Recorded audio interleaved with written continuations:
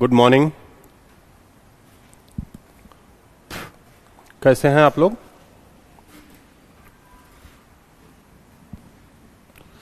बताइए। ठीक ठाक। Good morning all of you. तो आज हमारा 14वां लेक्चर है। 15 लेक्चर हमें कराना था, तो 15 से 16 में कर दिया था कि 15-16 लेक्चर होगा। तो आज हमारी क्लास होगी, कल होगी और परसों होगी, है ना? तो इतने में जितना टॉपिक हमने डिसाइड किया था वो हम लगभग कर जाएंगे। और अगर जो आप बार बार यही रिवाइज कर लोगे तो ज्योग्राफी के मैक्सिमम सवाल, अब इक्का दुक्का मैं गारंटी नहीं ले रहा हूं, ज्योग्राफी के मैक्सिमम सवाल आपके हो सकता है। ठीक है? चैट है पब्लिक?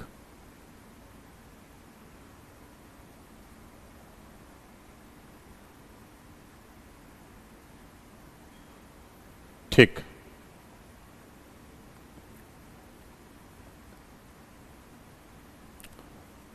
तो good morning all of you. चलिए जल्दी से जुड़ जाइए जो भी लोग हैं।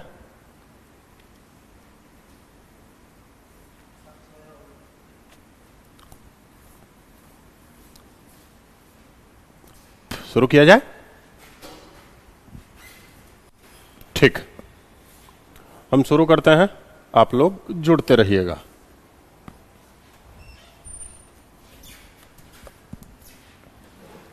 तो आज का जो बेसिकली टॉपिक है, हालांकि टाइड एंड एब ये आपके टॉपिक में डाला नहीं गया था, लेकिन कल कोई बच्चा कहा तो इसीलिए इसे भी बता दिया जा रहा है ना? ओशन बॉटम रिलीफ जान लेना है दूसरा टॉपिक। तीसरा टॉपिक हमें जान लेना है कोरल रीफ्स। ये तीनों जान लेना है। ठीक है, शुरू करें।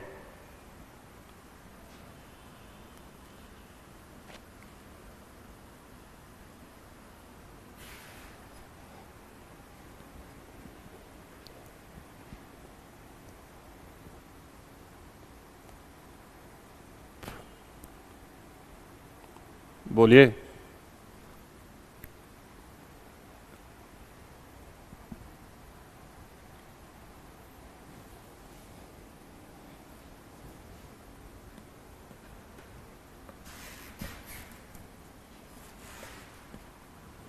ठीक, शुरू करते हैं। टाइड एंड एब पहला।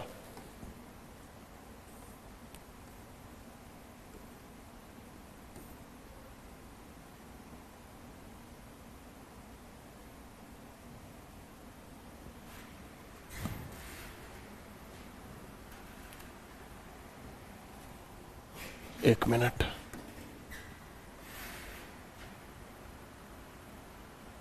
एक मिनट बेटा, इसमें थोड़ा सा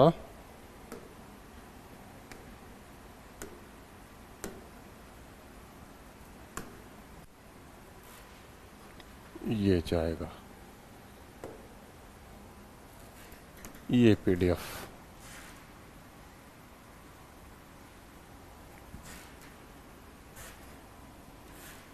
ठीक है, तो वही मैं देख रहा था, ये पीडीएफ आपका नहीं है, इसमें ओशन करंट का पीडीएफ है जो कल वाला था। और इंपोर्ट क्या होगा? ये पीडीएफ इंपोर्ट होगा, है ना?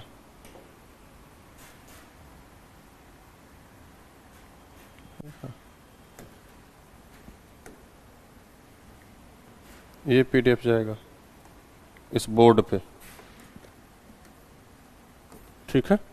चलो, हालांकि वो नहीं भी होगा तो हम डलवा देंगे, कोई नहीं। सबसे पहले पढ़ लो, पीडीएफ से थोड़ी ना हम लोग पढ़ते हैं। शुरू कर रहे हैं। टाइड एंड एब। एकदम ध्यान से सुनोगे तो ये टॉपिक आसान हो जाएगा, एकदम ध्यान से सुनना है, ठीक। देखो ध्यान से, सारा ध्यान आपका यहां होना चाहिए। टाइड, ओरिजिनली जो वर्ड है वो है टाइड, बस। एब कोई शब्द होता ही नहीं है, ठीक है। तो ध्यान से,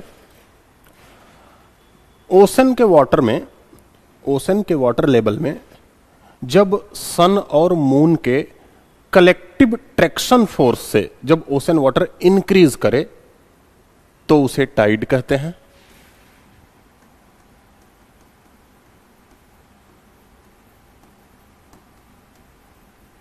इंक्रीज हो तो उसे टाइड कहते हैं।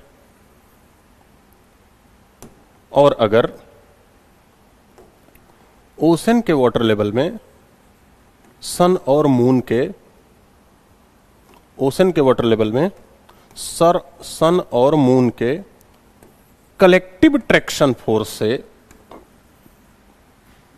वो डिक्रीज हो तो उसे एब कहते हैं। आसान भाषा में समझो,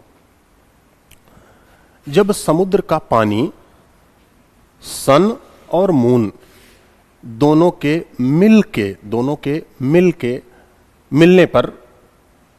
मिलने पर उसका जो ट्रैक्शन फोर्स लगे, उसका आकर्षण बल लगे, मतलब सूर्य और चंद्रमा के आकर्षण बल से, उसके खिंचाव से जब समुद्र का पानी ऊपर उठ जाए तो उसे टाइड, और जब नीचे जाए तो उसे एब कहते हैं। हिंदी में इसी को ज्वार भाटा कहते हैं। क्या बोलेंगे? भाटा, खाने वाला भाटा नहीं, ये भाटा, एब।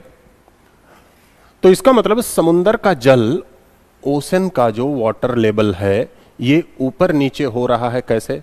सूर्य और चंद्रमा, सन और मून के कलेक्टिव ट्रैक्शन फोर्स से। किसे? Collective traction force. तो ocean water level increase due to collective traction force of sun and moon called tide, and decrease call ebb. Simple सा, ये इतना।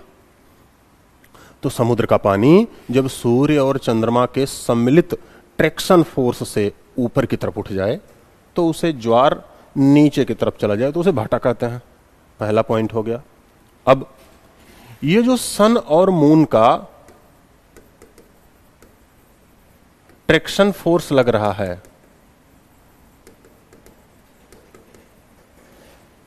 इसी को कहते हैं टाइडल फोर्स। सन और मून का जो ट्रैक्शन फोर्स है, जिससे ये ओशन वाटर लेवल इंक्रीज हो रहा है, उसी को क्या कह देते हैं? Tidal force.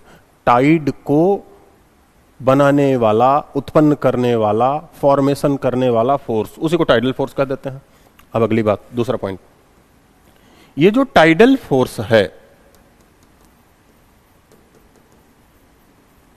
Tidal force moon का ज्यादा होता है कंपैरेटिवली सन। अब कहोगे मून का क्यों ज्यादा होता है? मून का टाइडल फोर्स ज्यादा होने की सबसे बड़ी वजह मून का डिस्टेंस पृथ्वी से कम है। मून का डिस्टेंस पृथ्वी से कम है, इसीलिए मून का टाइडल फोर्स सन के कंपैरेटिवली ज्यादा होगा। मून का टाइडल फोर्स सन के कंपैरेटिवली ज्यादा होगा। क्या इतना आप समझ पाए? बहुत बढ़िया, आगे बढ़ो। तो यहां तक हमने दो बातें पढ़ी। देखो, यहां तक हमने दो बातें पढ़ी। पहला क्या कहा? जब ओशन वाटर लेवल इंक्रीज हो तो उसे टाइड, और जब डिक्रीज हो तो उसे एब कहते हैं। ये इंक्रीज और डिक्रीज होता क्यों है? क्योंकि सन और मून का ट्रैक्शन फोर्स लगता है। इसी ट्रैक्शन को क्या कहते हैं? Tidal force. इसमें दूसरी बात क्या जाना? ये टाइडल फोर्स किसका ज्यादा होता है? मून का डिस्टेंस कम है, इसीलिए मून का टाइडल फोर्स ज्यादा। किसका टाइडल फोर्स? इन दोनों में सन का कम है। ठीक है, क्या इतनी बात समझ में आए? और सन का फोर्स क्या पृथ्वी पर कम है? नहीं तो सन का तो ज्यादा है, सन बहुत बड़ा पिंड है, बहुत बड़ा ऑब्जेक्ट है, ठीक है, पृथ्वी पर कम है। इतना आई होप क्लियर हुआ, इतनी बातें क्लियर हुई। दूसरी बात,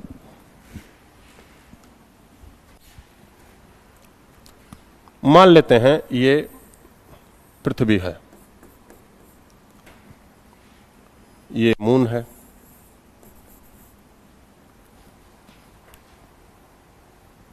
देखो पृथ्वी रोटेट कर रही है ऐसे, वेस्ट से ईस्ट। पृथ्वी रोटेट करती है वेस्ट से ईस्ट। तो आपको बताया, अगर जो जैसे मान लेते हैं कोई चीज इधर से इधर रोटेट कर रही है, तो जैसे मान लेते हैं जिस पोडियम पे, जिस डेस्क पे मैं खड़ा हूं, अगर ये आगे जाएगा तो मैं पीछे हो जाऊंगा, लॉ ऑफ इनर्शिया। बाइक आगे, हम पीछे, ब्रेक लगा आगे, लॉ ऑफ इनर्शिया। तो इसका मतलब अगर जो पृथ्वी ऐसे रोटेट कर रही है, तो मान लेते हैं यहां कोई पॉइंट है, गुल्फ ऑफ खंभात है गुजरात का, यहां कोई पॉइंट ए है, पॉइंट ए है। अब समझो, इस पॉइंट ए पर हम ये मान लेते हैं कि इस पॉइंट ए पर आज तारीख कितनी है, कितनी तारीख है, आज तारीख है 26। तो मान लेते हैं पॉइंट ए पर सुबह 10 बजे, पॉइंट ए पर सुबह 10 बजे एएम पे 26 तारीख को टाइड आया, यहां पानी ऊपर उठा पॉइंट ए पर, ठीक है। ये 26 तारीख को टाइड आया, यहां थोड़ी सी भीड़ कम कर देते हैं। 26 तारीख को टाइड आया, कितने बजे? 10 बजे।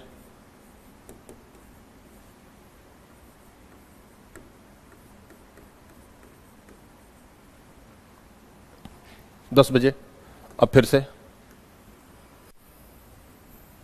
तो इसका मतलब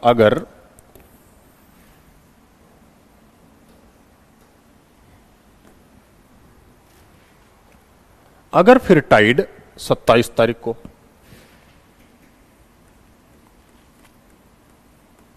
27 तारीख को देखना है, तो 27 तारीख को कब फिर टाइड आएगा? ध्यान देना, जब पृथ्वी इधर से इधर रोटेट करती है, जब पृथ्वी इधर से इधर रोटेट करती है, तो ये जो टाइड है ये इसके अपोजिट रोटेट करता है, इसके अपोजिट ऐसे रोटेट करेगा। इसका मतलब अगर जो पृथ्वी इधर से इधर रोटेट करेगी तो इस टाइड इसके अपोजिट ऐसे रोटेट करेगा।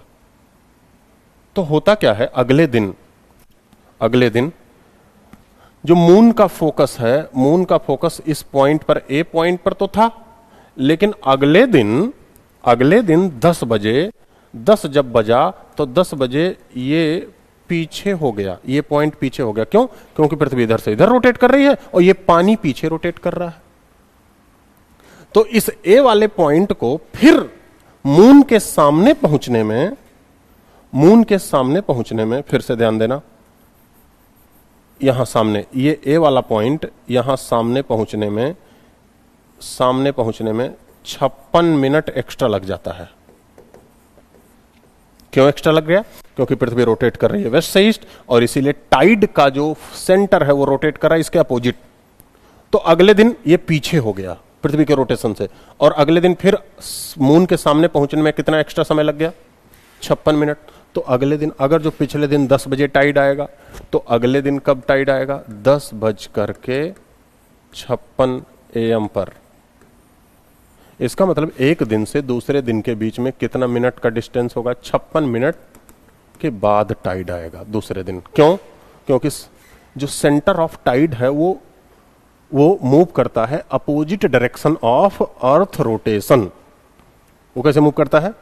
अर्थ रोटेशन के अपोजिट डायरेक्शन में मूव करता है। तो उसे सामने फोकस होने में 56 मिनट का एक्स्ट्रा टाइम लग जाता है। इतनी बातें आप समझ पाए? बस इतना ही समझना है, एक्स्ट्रा टाइम 56 मिनट का लग जा रहा है अगले दिन, और पूरा आपको बताया गया है। 26 तारीख को 10 बजे आया। अब ये पृथ्वी ऐसे रोटेट कर रही है, तो पानी इसके अपोजिट रोटेट करेगा, तो पानी अपोजिट रोटेट करेगा, तो ए वाला पॉइंट पीछे हो गया अगले दिन 10 बजे, अगले दिन पीछे हो गया, फिर अगले दिन 10 बजे पीछे हो गया, तो इस ए वाले पॉइंट को फिर सामने जाने में 56 मिनट एक्स्ट्रा समय लग जा रहा है। 56 मिनट एक्स्ट्रा समय लग जा रहा है। तो अगर जो आपसे पूछा जाए डेली जो टाइड आता है वो कितने समय बाद आता है, क्या आप बोल देंगे? 56 मिनट बाद आता है। क्लियर? 56 मिनट बाद आता है। अब अगली बात यहां,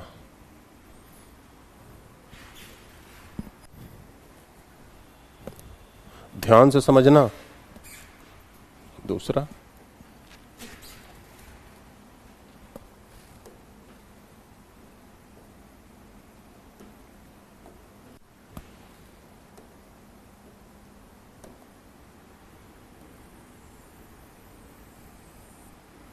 ये मान लेते हैं सन है,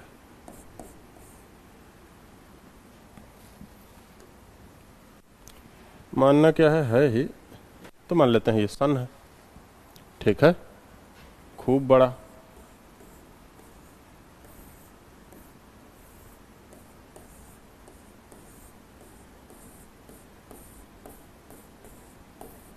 ये सन है। अब इस सन में ये पृथ्वी,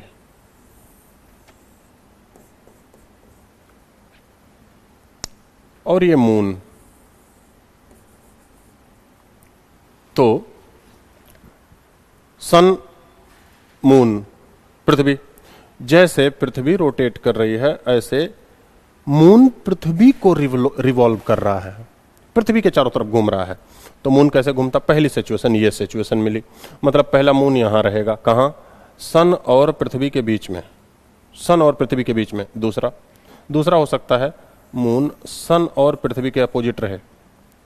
तीसरा हो सकता है मून सन और पृथ्वी के क्वाड्रेचर सिचुएशन में रहे, समकोण की स्थिति में रहे, 90 डिग्री का एंगल बनाए। तो देखो पहला सिचुएशन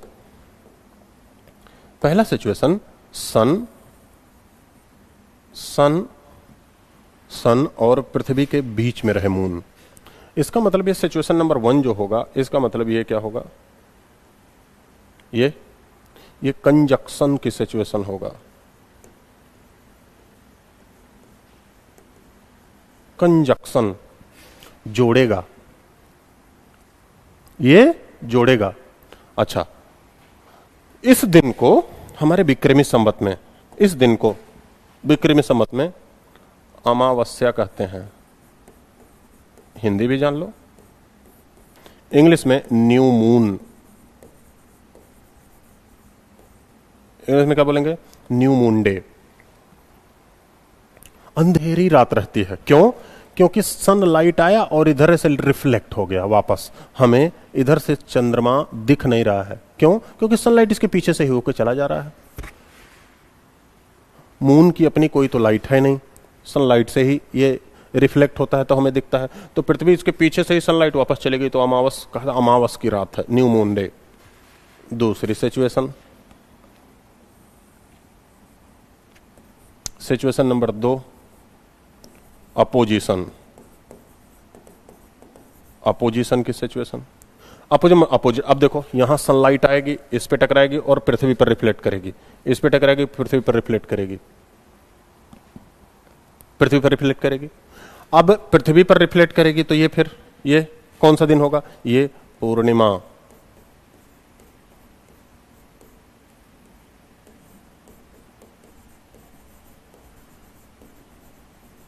यहां चंद्रमा पूरा दिखेगा, पूर्ण चंद्रमा। इसी पूर्ण अणिमा मतलब क्या? चंद्रमा। ये पूरा दिख रहा है, फुल मून दिख रहा है। ठीक है, ये फुल मून है। तो ये भी सिचुएशन, कंजक्शन, अपोजिशन की सिचुएशन।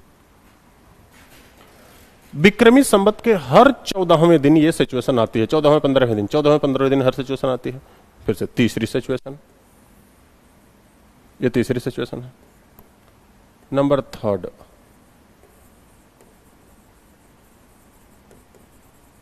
क्वाड्रेचर की सिचुएशन, परपेंडिकुलर। अब सन, अर्थ, मून परपेंडिकुलर है। ये हर महीने के विक्रमी संवत के 6th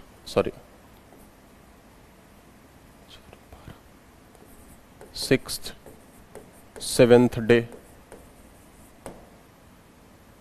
है ना, इसी को सप्तमी या खष्टी को,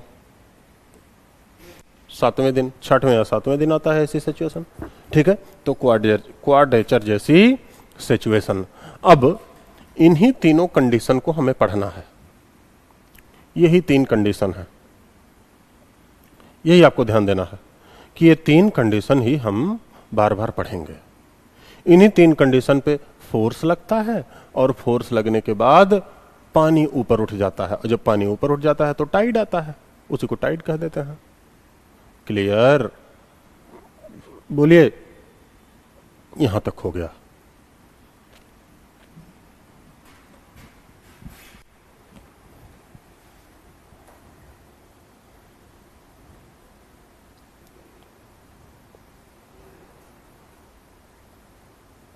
ऐसा तो नहीं आप लोग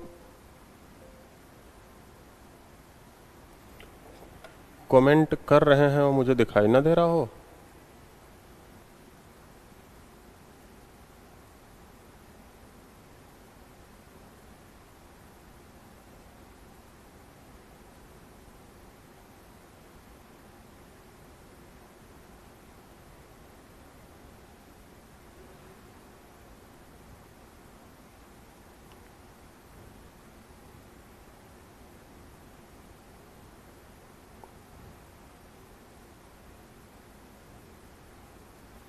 ऐसा नहीं है?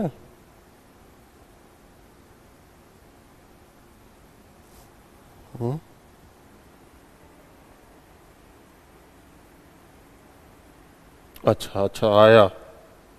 वही तो मैं कह रहा हूं भाई, आप लोग कमेंट कर रहे हैं, ठीक।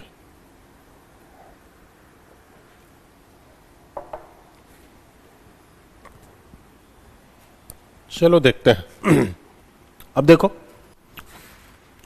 सन का फोकस इधर से आ रहा है, ध्यान दो, सन का फोकस आ रहा है।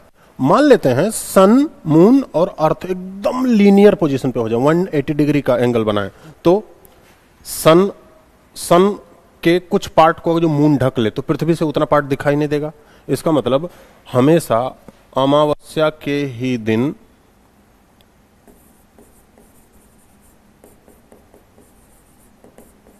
सूर्य ग्रहण लगेगा, हमेशा अमावस्या के दिन सूर्य ग्रहण लगेगा। फिर से देखो दूसरी सिचुएशन, सन का फोकस आ रहा है, मान लेते हैं चंद्रमा यहां हो किधर, सन का फोकस आ रहा है, पड़ रहा है, पृथ्वी पर वापस जा रहा है। लेकिन ऐसी सिचुएशन आ जाए कि सन, पृथ्वी और मून एकदम लीनियर हो जाए, 180 डिग्री का एंगल बना ले, तो सनलाइट को पृथ्वी उतने दूर ढक लेगी, उतना दूर चंद्रमा काला दिखाई देगा। इसका मतलब हमेशा अगर जो कभी चंद्र ग्रहण लगेगा,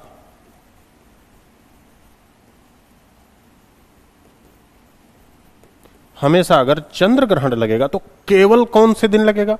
पूर्णिमा के दिन, फुल मून के दिन, न्यू मून के दिन। न्यू मून के दिन हमेशा सोलर इक्लिप्स, फुल मून के दिन हमेशा लूनर इक्लिप्स। किसी को कोई दिक्कत यहां तक? अब आगे बढ़ते हैं, प्लीज बस ध्यान से समझोगे तो एक बार से अधिक करना ही नहीं पड़ेगा, इसमें कुछ भी नहीं है। हम तो इसमें से फिजिक्स हटा के आपको बताएंगे एकदम देसी स्टाइल में, है ना। अब पहली सिचुएशन, सन,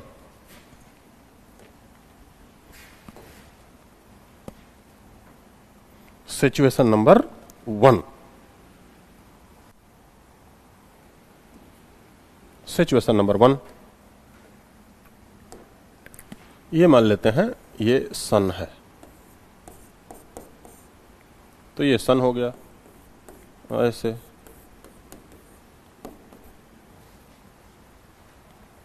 ठीक, अच्छा कोई बात नहीं, ये सन हो गया। दूसरा यहां ये पृथ्वी और ये मून, ये मून। अब इसी को समझो ध्यान से, पूरा का पूरा ध्यान से समझना है। तो अभी पृथ्वी पर उतना ही पानी है जितना हमारे शरीर में पानी है, ध्यान देना, इत्तेफाक नहीं है, पृथ्वी पर भी उतना पानी है जितना हमारे शरीर में। तो जितना हमारे शरीर में लिक्विड है उतना ही लिक्विड पृथ्वी पे है, लगभग 70%, लगभग 70%, 70% हमारे शरीर में भी पानी ही है। 30% ही हार्ड रॉक है, यहां भी वही है। तो अगर जो 70% पानी है तो मान लेते हैं पूरा पानी है, पूरा पानी है। तो फिर अब फिर से देखो, अब सन, मून और अर्थ लीनियर हो गए। ये सिचुएशन कैसी? पहली सिचुएशन कैसी? कंजक्शन की सिचुएशन। इस सिचुएशन में होगा क्या, ध्यान देना, इस सिचुएशन में क्या होगा? पृथ्वी का जो पानी होगा वो एक तरफ ऐसे, दूसरे तरफ ऐसे बढ़ जाएगा। पृथ्वी का जो पानी होगा एक तरफ ऐसे बढ़ गया और दूसरी तरफ ऐसे बढ़ गया।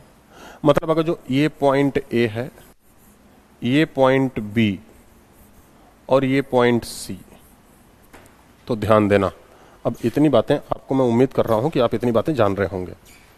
तो पॉइंट ए पर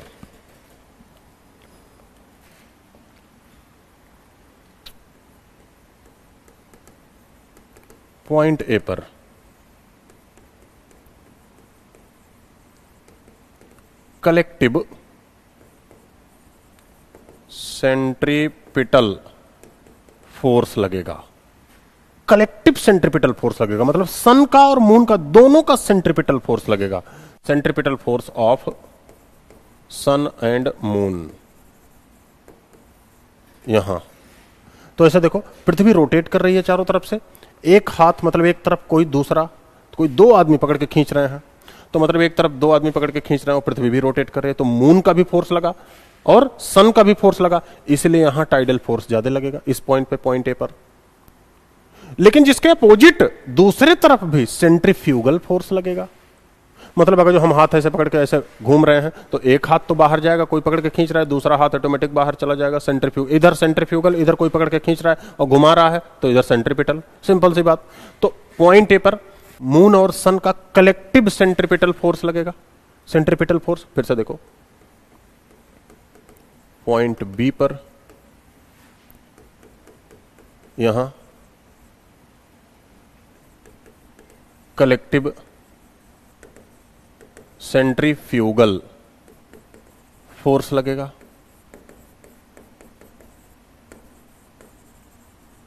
किसका? सन और मून का। तो एक तरफ सेंट्रीपिटल और एक तरफ सेंट्रीफ्यूगल।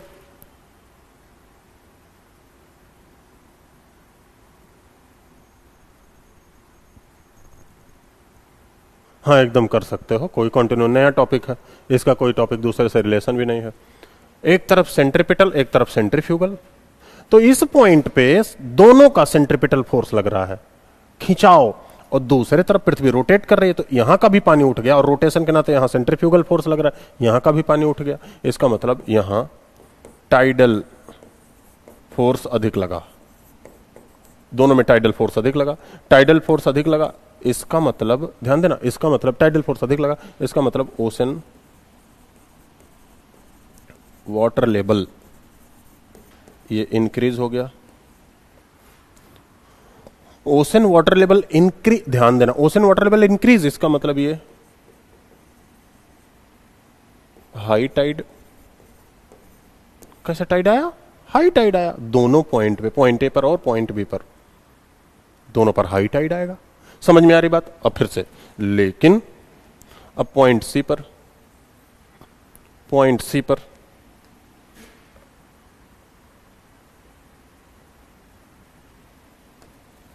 पॉइंट सी, पॉइंट सी पर यहां टाइडल फोर्स कम लगेगा, और कम लगेगा तो यहां लो टाइड आएगा। तो यहां ओशन लेवल डिक्रीज हो जाएगा, और कैसा टाइड? Low tide. यहां लो टाइड आया। तो यहां आप देख रहे हो टॉप पर पानी नीचे तेर की तरफ झुक गया, दोनों तरफ पानी ऊपर की तरफ उठ गया, पानी ऊपर की तरफ उठ गया। ध्यान देना। तो पॉइंट ए और बी दोनों पर, ए पर भी बी पर भी, दोनों पर फोर्स लगा। अब ए पर लग रहा है मून और सन का कलेक्टिव सेंट्रीपिटल फोर्स, जिससे टाइडल फोर्स उसी को अधिक कह देते हैं। ओशन वाटर लेवल इंक्रीज हो गया, हाई टाइड। वही collective centrifugal force, ocean water level increase हो गया, हाई टाइड। लेकिन अब दूसरी सिचुएशन समझते हैं। अगर यहां एक ही पेज में मैं कोशिश कर रहा हूं, कर दो। अगर if sun, moon and earth, sun, moon and earth create the angle of 180 degree. कितना एंगल बना ले? 180 डिग्री। इसका मतलब sun, moon and earth linear position पे आ जाएं, एकदम सीधे पोजीशन पे आ जाएं। अगर सन, मून एंड अर्थ एकदम लीनियर पे आ जाए, 180 degree, create angle of 180 degree, एकदम लीनियर पे आ जाए, लीनियर पोजीशन पे आ जाए, एक लाइन में आ जाए सीधे, it happen only new moon day. ये केवल कब होगा? ये केवल कब होगा? न्यू मून दिन। ये केवल कब हो सकता है? केवल ये हो सकता है अमावस्या के दिन, केवल अमावस्या के दिन हो सकता है। ऐसी सिचुएशन सिर्फ अमावस्या को होगी तो इसी समय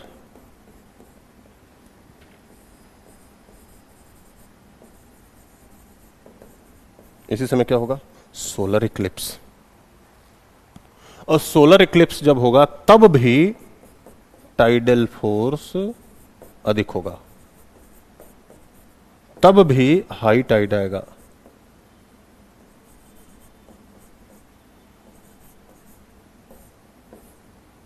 तब भी हाई टाइड आएगा। इसीलिए जब आप देखते होंगे कोई इक्लिप्स लगता है, कोई भी ग्रहण लगता है, सूर्य ग्रहण, चंद्र ग्रहण, तो समाचार वगैरह सुनते होंगे, कहा जाता है कि मछुआरों को समुद्र में जाने की इजाजत बोला गया है, एहतियात बरतें, मछुआरे समुद्र में ना जाएं। ये सब आप सुनते होंगे। अभी मत बोला नहीं सुनते हैं।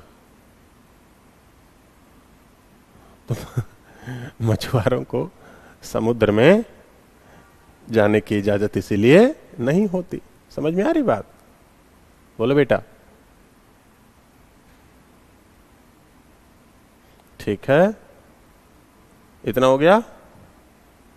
तो अब देखो, अमावस्या और पूर्णिमा तो आप जानते हो क्यों? New moon day. New moon day यार आसान से लिख लो ना, न्यू मून डे अंग्रेजी लिख रहे, अमावस्या के दिन।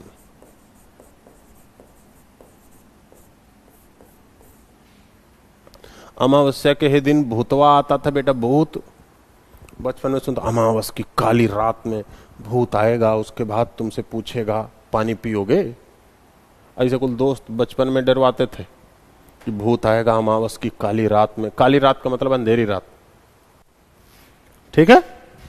अब कभी कभी हम कुछ चीजें और देखते हैं। देखो, कभी कभी हम ऐसे भी सोचते हैं या देखते होंगे, जैसे जब ग्रहण वगैरह लगता है तो हमारे हिंदू मैथोलॉजी में कुछ कहावतें हैं कि जब ग्रहण लगा तो फिर कहा जाता है कि भाई खाना मत खाइए, सोइए मत। फिर दूसरा कहा जाता है, घर में कोई प्रेग्नेंट लेडी होती है तो उसमें कहा जाता है कि भाई उसको बोलो कि टहलती रहे, उसको बोलो कि सोए वोए मत। क्यों? आपको ऐसे सोचो कि भाई ग्रहण, जब ग्रहण लगा, कोई ग्रहण लगा, तो इसका मतलब ग्रहण तब लगेगा जब 180 डिग्री पर तीनों ऑब्जेक्ट होंगे। इसका मतलब ग्रहण लगेगा तो टाइडल फोर्स ज्यादा नहीं होगा। हम तो कह रहे हैं ये टाइडल फोर्स मैक्सिमम होगा। मतलब जब तक लगता है ज्यादा तो हर 14-15 दिन में हो रहे, मैक्सिमम हो जाएगा। तो टाइडल फोर्स मैक्सिमम होगा और ये पानी को इतना तेजी से उठा दे रहा है पृथ्वी पर, तो क्या सिर्फ पानी पर वो टाइडल फोर्स लगेगा? सब पर लगता है। तो ऐसा कहा जाता है कि गर्भ में, किसी लेडी के गर्भ में प्लेसेंटा ही तो है, द्रव्य तो ही है, लिक्विड फ्लूइड ही तो है, अभी कौन सा अंग बना है वो। तो अगर जो ये टाइडल फोर्स ठीक से लगा तो कई बार ऐसा भी होता है कि कहीं ब्लड क्लॉटिंग हो जाए उस फ्लूइड में, कहीं खून जम जाए, कहीं इधर उधर हो जाए, तो बच्चा जो पैदा होता है वो कहीं खून जम गया इधर, कहीं यहां जम गया, या कोई अलग विसंगति हो गई, तो लोग कहते हैं ई का हुआ बच्चे में, यहां काला काला दिख, ग्रहण का छाया है। ख्याल है ना? तो इसीलिए टाइडल, इसीलिए पुराने ऋषि मुनि बोलते थे कि प्रेग्नेंट लेडी है तो उसे बाहर मत निकल, बाहर निकलेगी मतलब बाहर निकलेगी तो टाइडल फोर्स डायरेक्ट लगेगा। सोने मत, चलती रहेगी तो हार्ट बीट सामान्य रहेगा। खाना ना खाए, खाना खाएगी तो OH बनता है, खाना खाए एनारोबिक एक्शन होता है, खाना खाए नींद आना शुरू हो जाएगा। समझ में आ रही बात? कई सारे कॉन्सेप्ट थे जो हम जानते ही नहीं। ऐसे ही जैसे कुछ लोग क्या करते हैं, कुछ लोग ध्यान दो, कुछ लोग जैसे ये 14वें दिन, हर 14वें 15वें दिन ये दोनों आते हैं, इन दोनों के समय, कंजक्शन के समय या अपोजिशन के समय, दोनों के समय टाइडल फोर्स ज्यादा लगता है। दोनों के समय हाई टाइड आता है तो क्या कह दिया जाता था, ऐसे समझो, मतलब सुने होंगे, क्या कह दिया जाता था कि कोई धीरे धीरे जब उम्र बढ़ती है, हम ही लोगों की उम्र बढ़ेगी, तो वो जाते थे पंडित जी के पास, पंडित जी आजकल अजीब तबीयत हो रही है, ये हो रही है, अब बैठ के खाओगे तो तबीयत तो अजीब होगी ही। तो बड़े लोगों का ये जो बेवकूफ़ी वाली बात थी, ये होता था। तो पंडित जी क्या बताते थे, कहते थे अच्छा ऐसी बात है तो क्या करो, एकादशी का व्रत रखो, एकादशी तेरे 11वां दिन, फिर कहते बिना नमक के रखना, फिर कहते तुम 13 का व्रत रखो, तेरे 13वां दिन, 13वें दिन का व्रत रखो बिना नमक के। इसका मतलब आप जब 13वें दिन व्रत रहोगे, हर एकादशी व्रत, कोई कहता था अब ये अमावस काली रात, कृष्ण पक्ष, उजली रात, शुक्ल पक्ष, ठीक है, तो अंधेरी रात, उजली रात, कृष्ण पक्ष, शुक्ल पक्ष। तो ये बोला जाता था यहां की एकादशी, यहां का 13 कृष्ण पक्ष का, शुक्ल पक्ष का। तो 13वें दिन जब कोई व्रत रहेगा, 11वें दिन कोई बिना नमक के व्रत रहेगा, तो उसका ब्लड प्रेशर ऐसे ही लो हुआ। और ये टाइडल फोर्स जब लग रहा है तो हमारे भी लिक्विड पे तो लग रहा है, हमारे भी शरीर में 70% फ्लूइड है, इस पर भी तो टाइडल फोर्स लग रहा है। तो जब अपना ब्लड प्रेशर वो पहले ही ना खा के, दिन भर नहीं खाया, नमक नहीं खाया, कम कर दिया, तो 14वां दिन जब ज्यादा टाइडल फोर्स लगा, पार कर गया। तो कह रहा भगवान में इतनी शक्ति होती है कि देखो उस दिन मेरा तबीयत अजीब हो रहा था, इस बार व्रत रहे, 2 व्रत हम रहे, कोई दिक्कत नहीं हुई। बेटा मामला भगवान का नहीं है, मामला विज्ञान का है ना। अब इस सब को ठीक से कोई पढ़ा ही नहीं है ना। हम भी एस्ट्रोनॉमी में चले आते हैं, AEDO का बैच है, चलो देखो फिर। तो ये पहला कंडीशन हमने देख लिया, ये पहला कंडीशन देख लिया, ठीक है। यहां टाइडल फोर्स अधिक होगा और यहां टाइडल फोर्स सोलर इक्लिप्स के समय बहुत ज्यादा होता है, क्योंकि ये तीनों 180 डिग्री पे हो जाते हैं। आगे बढ़े, दूसरा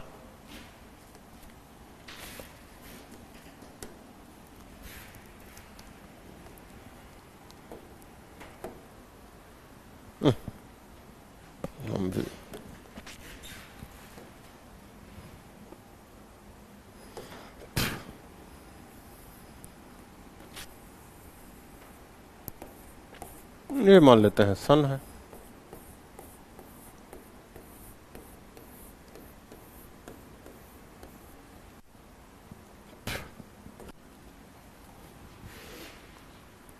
ये मान लेते हैं सन है। अब ये पृथ्वी,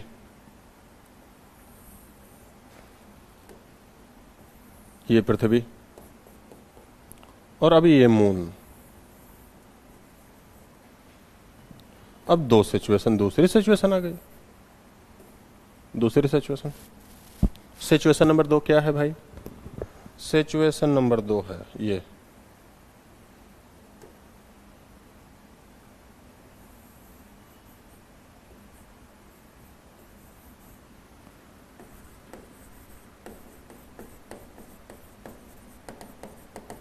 अपोजिशन की सिचुएशन, उल्टी सिचुएशन। अपोजिशन की सिचुएशन, अब देखो पृथ्वी घूम रही है, 70% इस पे पानी है, एक तरफ से चंद्रमा खींच रहा है, एक तरफ से सन। तो फिर से वही,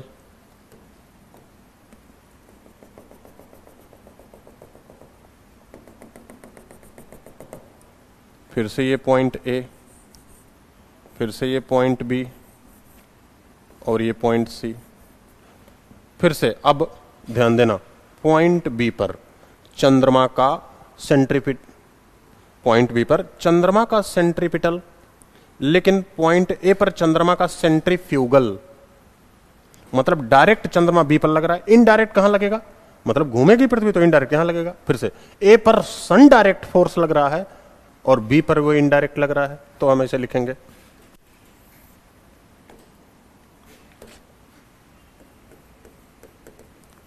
पॉइंट ए इस पर direct force.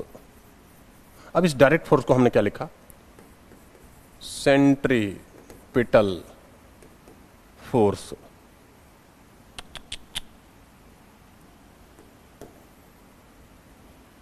Direct force of sun, यहां क्या लग रहा है, डायरेक्ट फोर्स ऑफ सन, लेकिन चंद्रमा का यहां पॉइंट ए पर इनडायरेक्ट फोर्स लग रहा है। एंड इनडायरेक्ट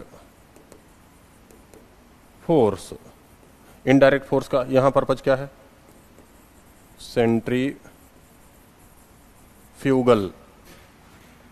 तो इनडायरेक्ट फोर्स का मतलब यहां क्या है, ए पर सेंट्रीफ्यूगल, यहां लग रहा है सेंट्रीफ्यूगल फोर्स ऑफ मून।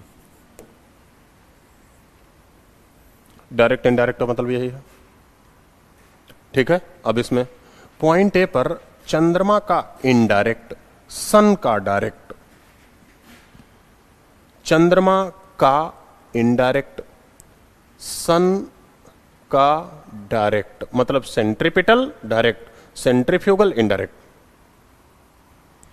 फिर से पॉइंट बी पर ऐसे ही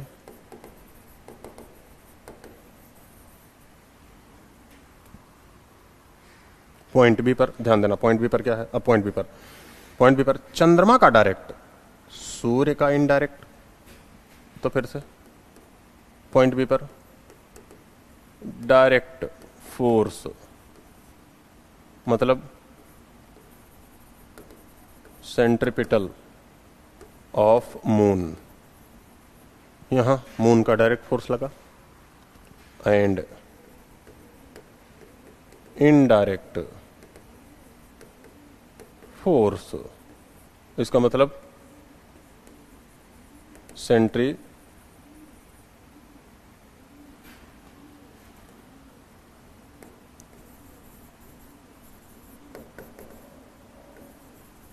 सेंट्रीफ्यूगल फोर्स ऑफ सन, ये लगा। जब दोनों इस तरीके से लगे तो फिर से वही बात, यहां इसका मतलब इन दोनों पॉइंट पे फिर टाइडल फोर्स ज्यादा लगा, टाइडल फोर्स ज्यादा लगा, इसका मतलब ओशन वाटर लेवल इंक्रीज हुआ, और टाइडल फोर्स ज्यादा लगा, ओशन वाटर लेवल इंक्रीज हुआ, मतलब क्या हुआ, हाई टाइड। मतलब क्या हुआ, हाई टाइड। और फिर सी वाला पॉइंट देख लेंगे, पॉइंट सी, पॉइंट सी नीचे की तरफ बैठ गया, ये दोनों ऊपर की तरफ उठ गए। तो पॉइंट सी पर यहां भी फिर से टाइडल फोर्स कम लग रहा है, जिससे लो टाइड, टाइडल फोर्स कम हो लग रहा है, जिससे ओशन वाटर लेवल डिक्रीज हो जा रहा है, जैसे कौन सा, लो टाइड। कोई दिक्कत, बोलो बेटा, कोई दिक्कत नहीं, आगे बढ़ जा।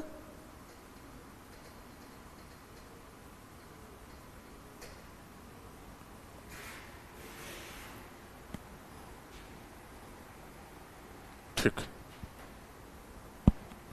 अब फिर वही सिचुएशन जैसे यहां हमने देखा था। मान लेते हैं सन, मून, अर्थ, मतलब मून बीच में था, यहां मून बीच में था, और कौन सा दिन था, अमावस्या। अब क्या होगा, अगर सन, अर्थ एंड मून लीनियर पे हो जाए, इसका मतलब अब कौन सा बीच में है, अर्थ। ये तीनों, these object create 180 degree angle पहले क्या था, पहले यहां मून था, यहां मून था, बाद में अर्थ और सन किनारे थे, ये 180 डिग्री एंगल बना रहे थे। ये कब, it happen only new moon day. अब यहां क्या करेंगे, ये कब होगा, it happen only full moon day. Full moon day को क्या बोलते हैं, पूर्णिमा। क्या बोलते हैं, पूर्णिमा। अब अगर जो इस दिन ये घटना हो रही है, इस दिन ये घटना हो रही है, तो फिर इसमें अब सन की लाइट को पृथ्वी ढक लेगी, जिससे मून, सन की लाइट को पृथ्वी, जिससे मून उतना अंधेरा दिखेगा। मतलब इसमें लूनर इक्लिप्स होगा। लूनर इक्लिप्स में भी टाइडल फोर्स ज्यादा मिलेगा, मतलब मैक्सिमम इस समय भी मिलेगा। और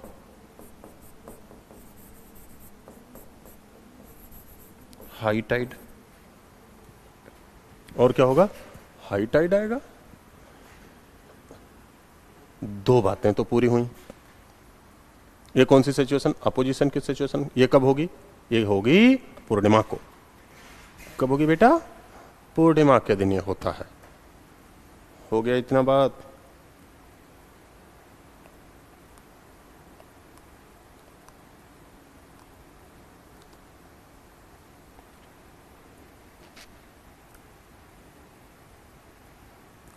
कोई दिक्कत नहीं।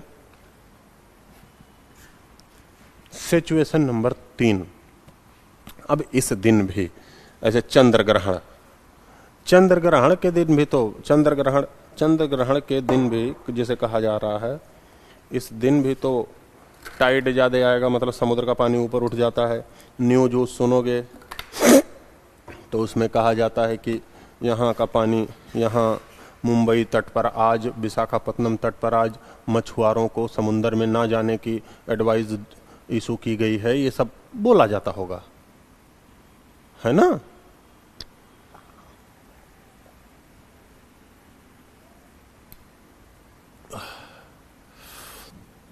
भाई पानी वानी पीना भी जरूरी है।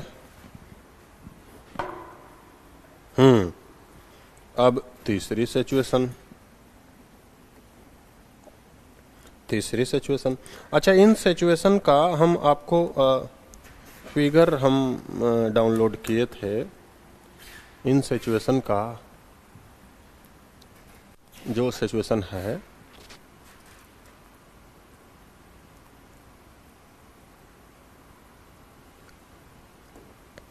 वैसे देखो, जब मून, सन इधर होगा तो ये बढ़ जाएगा, ये पानी नीचे चला आएगा। यहाँ लो टाइड आएगा पोलर रीजन में, इधर इक्वेटर पे मान लो हाई टाइड आएगा, जैसे भी समझ लो, ठीक है। ऐसे भी ये भी एक सिचुएशन है। एक और कहीं डाउनलोड था समझने के लिए, ये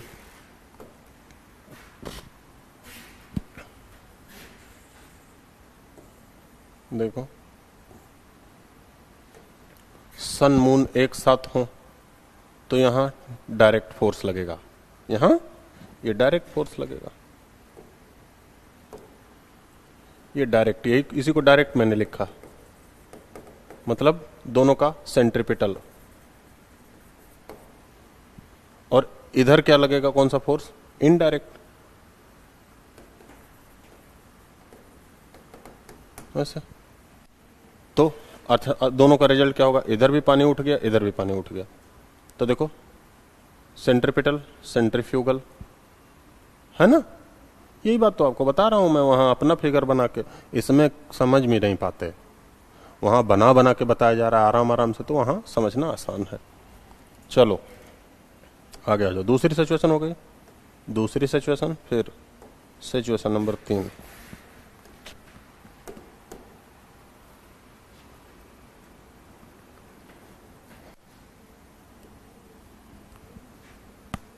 सिचुएशन नंबर 3।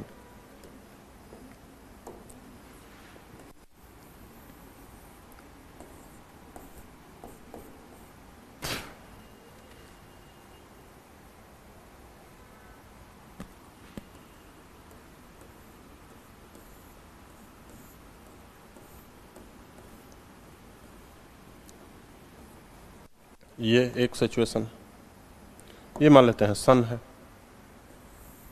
ये पृथ्वी है और ये मून है। अब ये सिचुएशन, ये मून है, इस सिचुएशन को तीसरी सिचुएशन हम कह रहे हैं।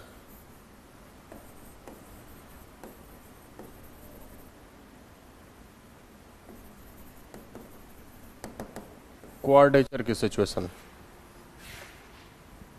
मतलब 90 डिग्री का एंगल बना ले। इस सिचुएशन में, क्वाड्रेचर की सिचुएशन में कोई फोर्स नहीं लगता, सीधी बात। यहां तो वही बार बार पढ़ रहे हैं, टाइडल फोर्स इस सिचुएशन में कम रहता है, जिससे अब इसमें ऐसे यहां टाइडल फोर्स कम रहेगा, तो इस पॉइंटे पर तो वैसे बेटा लो टाइड आएगा। इस सिचुएशन में लो टाइड आएगा। ठीक है, कोई दिक्कत? यही कुल मिला जुला के बात है। ठीक है, यही कुल मिला जुला के आपका टाइड एंड एब हुआ। चलो भाई, और कौन सा टॉपिक है पढ़ने का? ओशन बॉटम रिलीफ, तो इसे भी निपट लेते हैं। ओशन बॉटम रिलीफ, देखो ऐसे मान लेते हैं ये कॉन्टिनेंट हो। कॉन्टिनेंट से जब थोड़ा सा अंदर जाएंगे तो जहां ओशन मिलता है, बीच, ये ओशन, ये ओशन, ये दूसरा,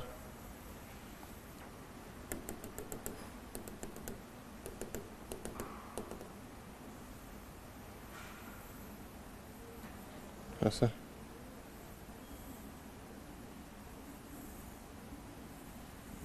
ऐसे दूसरे तरफ भी मिलेगा, दूसरे तरफ भी मिलेगा, ऐसे समझ लो ये ओशन है।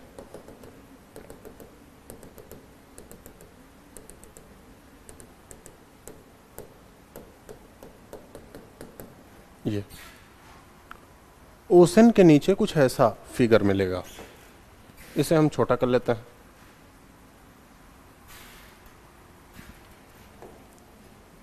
ये कॉन्टिनेंट है। अब ये पहला वाला पॉइंट, इसे कहते हैं, इसे कहते हैं कॉन्टिनेंटल शेल्फ। ये पहला पॉइंट जो समुद्र में डूबा है, इसी पे बीचेस वगैरह होते हैं, कॉन्टिनेंटल शेल्फ। फिर से ये कॉन्टिनेंटल स्लोप है, कॉन्टिनेंटल स्लोप। फिर से ये कॉन्टिनेंटल राइज, उठा हुआ भाग है, ये यहां कॉन्टिनेंटल राइज। ठीक है, ये ओसेनिक प्लेन, जिन्हें एबाइसल प्लेन कहा जाता है। इसी ओसेनिक प्लेन में ऐसे ऐसे आइलैंड मिलेंगे, इसी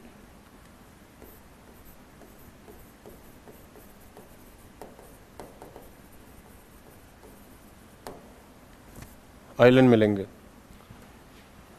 इसी ओशन के बीच में यहां ऐसे उभरा हुआ भाग मिलेगा, इसे कहते हैं मिड ओसेनिक रिज। इसी उठे हुए ब्रेकर की तरह पार्ट के बीच में ऐसे मिलेगा रिफ्ट वैली। ठीक है, ये भी एबाइसल प्लेन है, ये भी प्लेन है, ये भी ये भी जैसे यहां प्लेन है, तो ऐसे कहीं प्लेन में वोल्केनिक आइलैंड मिलेगा, कहीं ऐसे फ्लैट एक स्ट्रक्चर मिलेगा जिसका टॉप फ्लैट है, उसे गुयाट कहते हैं। एक स्ट्रक्चर मिलेगा जिसका टॉप फ्लैट नहीं है, उसे सी माउंट कहते हैं।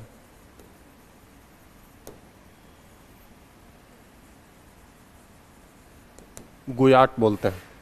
और जिसका स्ट्रक्चर फ्लैट नहीं है, नैरो है, उसे क्या बोलेंगे? गुयाट बोलते हैं।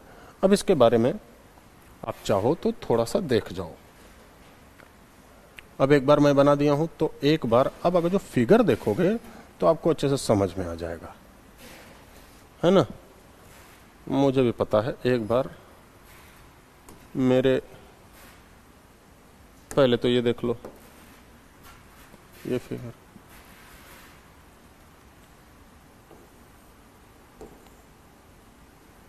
ये देखो,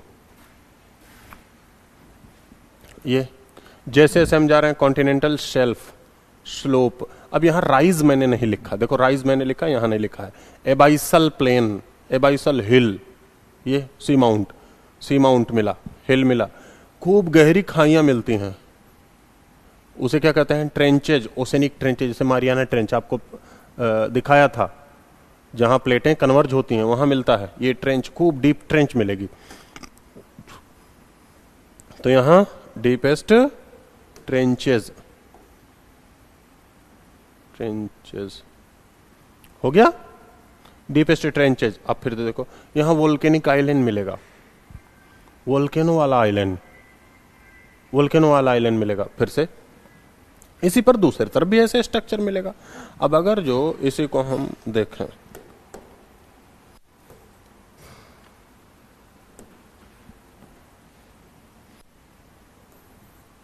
यहां डिटेल भी दिया है, देखो यहां इसका डिटेल भी दिया है, ठीक है? तो कॉन्टिनेंटल शेल्फ के बारे में दिया, ठीक है? कॉन्टिनेंटल स्लोप के बारे में दिया, वोल्केनिक आइलैंड के बारे में दिया, है ना? कैसे कैसे फ्लड, ये तो आपको बताया, प्लेट टेक्टोनिक पढ़ा तभी बताया वोल्केनिक आइलैंड कैसे बनते हैं। जापान वोल्केनिक आइलैंड है ना? सी माउंट क्या होता है, एबाइसल प्लेन क्या होता है, ठीक है? मिड ओसेनिक रिज, ये भी आपको बताया, अटलांटिक ओशन में मिला था एस आकार का। कॉन्टिनेंटल स्लोप, कॉन्टिनेंटल शेल्फ, समझ में आ रही बात? ये सारे, ठीक है? ट्रेंचेज, ट्रेंचेज होते हैं, ठीक है? अब इसमें फैक्ट दिया है, अब इसमें थोड़ा थोड़ा मैं इस वाले पॉइंट पे आपको बोल दे रहा हूं। चलो, जैसे पहला, ये पहला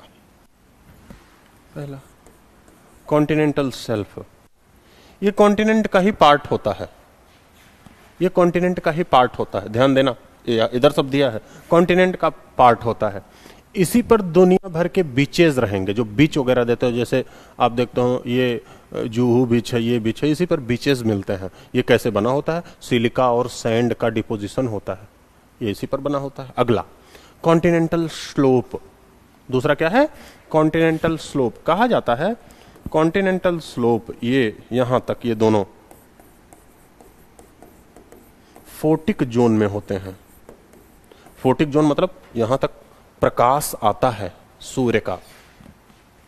फोटिक जोन में होने के नाते इन्हीं दोनों जगहों पर, बेसिकली कॉन्टिनेंटल स्लोप पर बायोडायवर्सिटी अधिक होती है। किसकी बायोडायवर्सिटी? मरीन, मैरीन बायोडायवर्सिटी अधिक होती है। यहां डिपोजिशन ज्यादा होता है।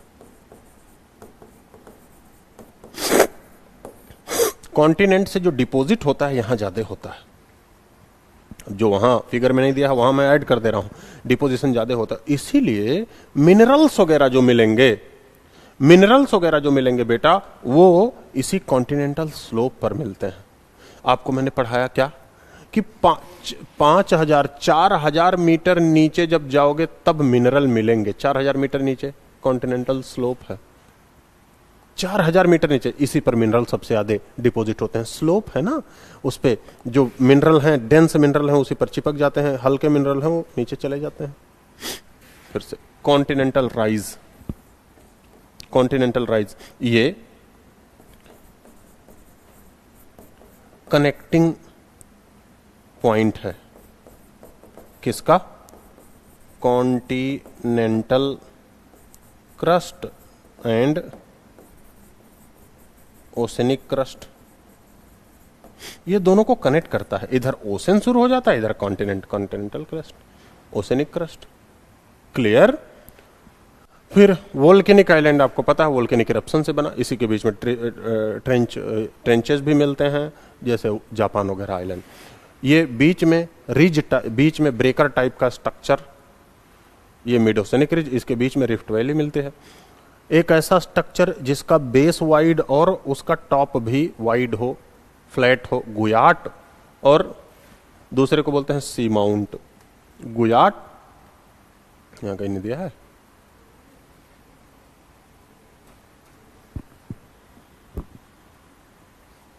दूसरे को बोलेंगे सी माउंट। ठीक है, सी माउंट इसी प्लेन में ही होगा वोल्केनिक आइलैंड। क्लियर? यही मिड ओसेनिक रिज है। Mid oceanic ridge, ocean bottom का रिलीफ यही इतना है, दूसरी तरफ भी ऐसे भी। समझ में आई बात?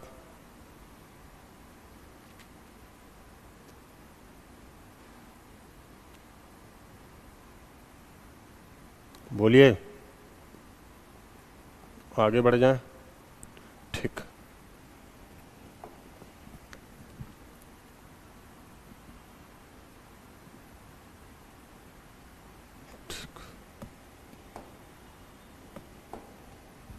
तो ओशन करंट का तो लगाया गया है, लेकिन इसका नहीं लगाया, कोई बात नहीं, लगवा दूंगा। अगला जो है वो है कोरल रीफ।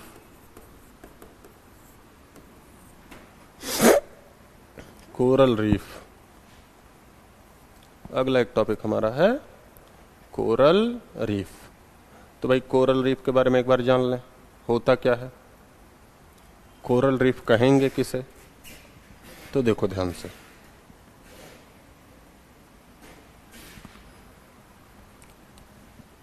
कोरल रीफ, ये आसान भाषा में कहें तो कोरल रीफ बैकबोन डिपोजिशन होते हैं ऑफ ओल्ड सी एनिमल। इसी पर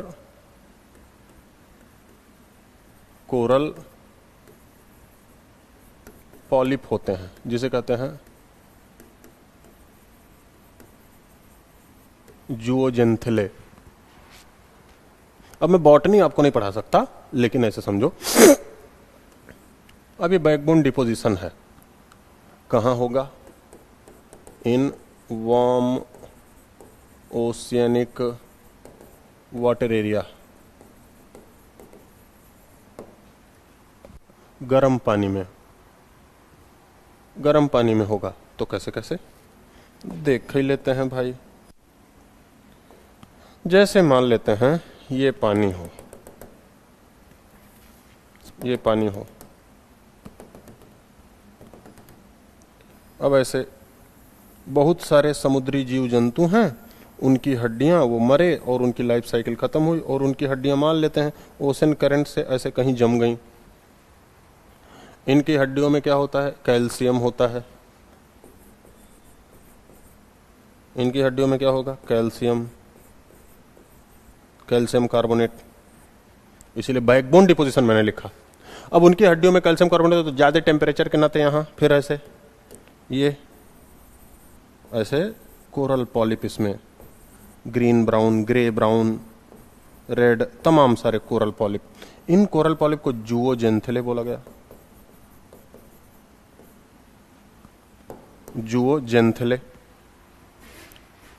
ये जो जूओजेंथिले है और ये जो कैल्शियम कार्बोनेट, आसान भाषा में मैं आपको समझाने को, ये दोनों क्या है बेटा, ये दोनों एक दूसरे के सिम्बायोटिक रिलेशन में है।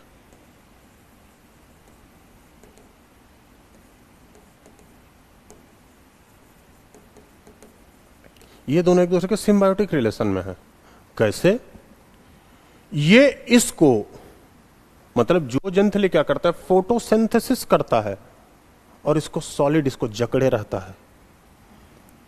ये इसको क्या करता है, ये इसको हैबिटेट देता है और ये फोटोसिंथेसिस करेगा सनलाइट से,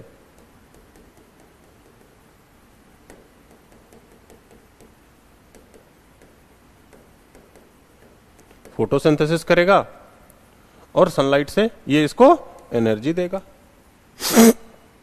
तो एक दूसरे के सिम्बायोटिक रिलेशन में रहते हैं।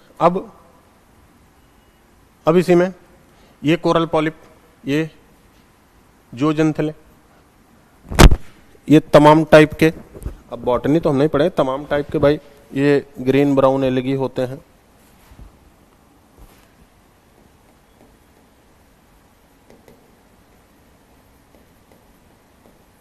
एलगी होते हैं, ग्रे ब्राउन एलगी होते हैं, तमाम चीजें हैं इसमें।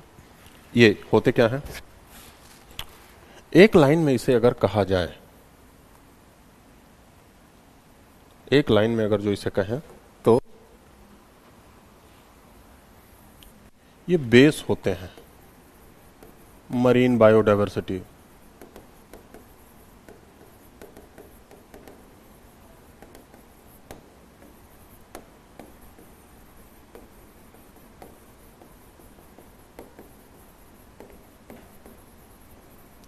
इसे ओशन रेन फॉरेस्ट भी कहते हैं, क्योंकि इनकी संख्या, जैसे कॉन्टिनेंट पे ट्रॉपिकल एवरग्रीन फॉरेस्ट है, ऐसे इनकी संख्या ज्यादा है, तो इसे क्या बोल देते हैं, ओशन रेन फॉरेस्ट भी इसे कह देते हैं। ये मरीन बायो सिस्टम के बेस क्यों हैं, क्यों, ध्यान दो ना, क्योंकि देखो ये जैसे कोरल रीफ, इन कोरल रीफ को ध्यान देना, ये कोरल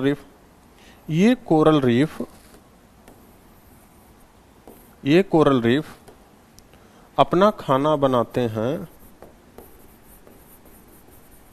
ओसेनिक डिपोजिशन को।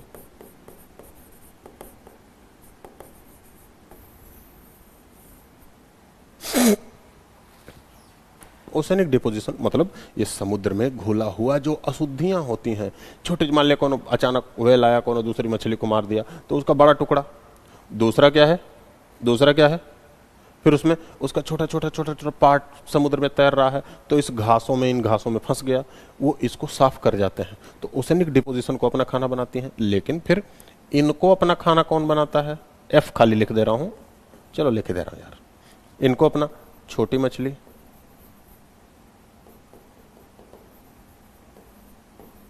इनको अपना खाना कौन बनाता है, बड़ी मछली,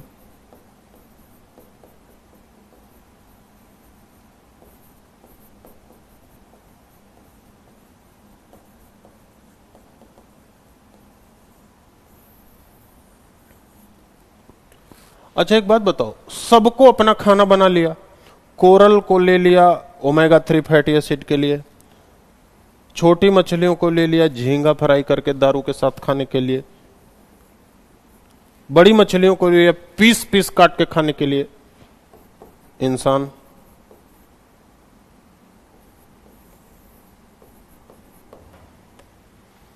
तो ये मरीन बायोसिस्टम के बेस होते हैं। आप खुद सोचो, इसका मतलब, ध्यान देना बेटा, इसका मतलब अगर इनकी संख्या कम हुई तो देखो समुद्र का कचरा बढ़ जाएगा। इनकी संख्या कम हुई तो समुद्र का कचरा बढ़ जाएगा, क्योंकि ये खा नहीं पाएंगे। फिर से इनकी संख्या कम हुई तो छोटी मछलियों के लिए खाना कम हो जाएगा, छोटी मछलियों के लिए खाना कम हुआ तो बड़ी मछलियों के लिए खाना कम हो जाएगा, बड़ी मछलियों के लिए खाना कम हुआ तो मरीन बायो सिस्टम ही बिगड़ सकता है, समुद्र में बायो सिस्टम बिगड़ सकता है, ध्यान रखना। तो अब मान लेते हैं इसमें हमने कुछ डाल दिया, इस चेन में, इस फूड चेन में हमने कुछ डाल दिया। जैसे जापान वाले क्या करते थे, ध्यान देना, जापान वाले अपने फैक्ट्रियों से निकला हुआ जो मरकरी था, फैक्ट्रियों से उनके जो मरकरी पारा निकलता था, वो क्या करते थे, वो सोचते थे क्या करना है, इसे फेंक दो समुद्र में। तो जापान के लोग अपने फैक्ट्री से निकला हुआ जो कैडमियम मरकरी था वो यहां समुद्र में फेंकना शुरू किए। अब समुद्र में फेंकना शुरू किए तो समुद्र में ओशन डिपॉजिट किए। वो कहां फंस गया, कोरल में, क्योंकि जापान के पास क्यूरोसियो ओयोसियो दो धाराएं मिलती हैं, ठंडा गर्म पानी, इसलिए वहां कोरल सबसे ज्यादा है, वहां कोरल सबसे ज्यादा है।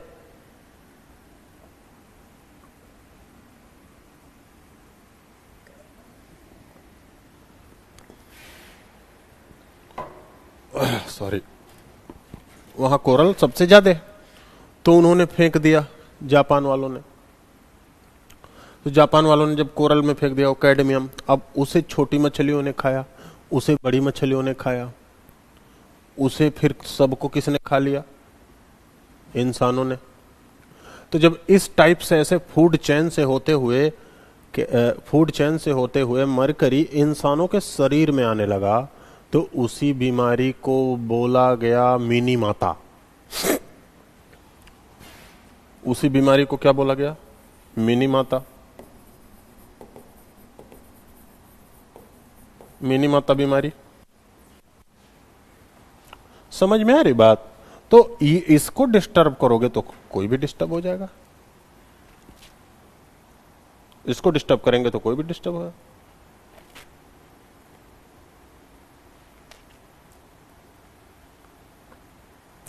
ये भाई सदाम पूछ रहा है दारू भी नोट्स में लिखना है, अभी कौन सी बात है। दारू का नाम लिया तब तो तुम कमेंट किया, नहीं तो सब साए बेटा सन्नाटा था। तो इसका मतलब बुराइयां हमें ज्यादा अट्रैक्ट करती हैं। आपका एग्जाम कौन सा लिखने वाला एग्जाम है, और लिखने वाला होगा तो लिख दीजिएगा, क्या दिक्कत है। ठीक, तो मेरीन बायोसिस्टम का बेस है ये, इस तरीके से आपको बता दिया गया। अब इसकी कंडीशन क्या होती है।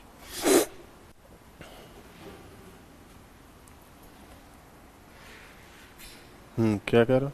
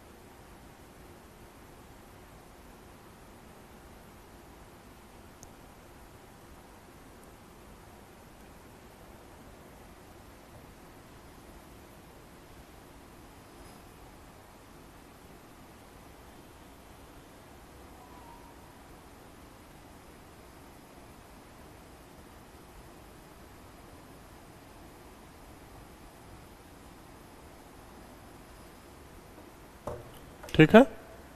चलो अब इसमें एक और चीजें भाई, condition, favourable condition of coral reef. भाई कोरल रीफ की फेवरेबल कंडीशन क्या होगी।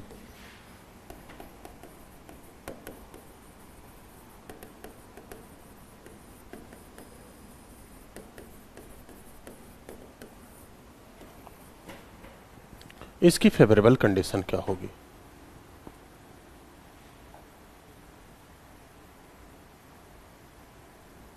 हाँ भाई, क्लास शांत था इसलिए मैं भी तो बोला। नहीं होना चाहिए, क्लास एकदम शांत था तो कुछ ना कुछ बोलना ही है। ठीक है,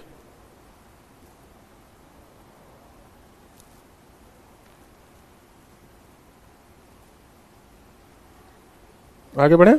चलो फेवरेबल कंडीशन क्या होनी चाहिए। पहला कंडीशन ध्यान दो। कोरल रीफ का फेवरेबल कंडीशन, पहला टेम्परेचर, पानी का टेम्परेचर, पानी का टेम्परेचर ज्यादा रहना चाहिए। इसका मतलब, ज्यादा का मतलब ऐसे समझो, ज्यादा का मतलब पानी का टेम्परेचर रहना चाहिए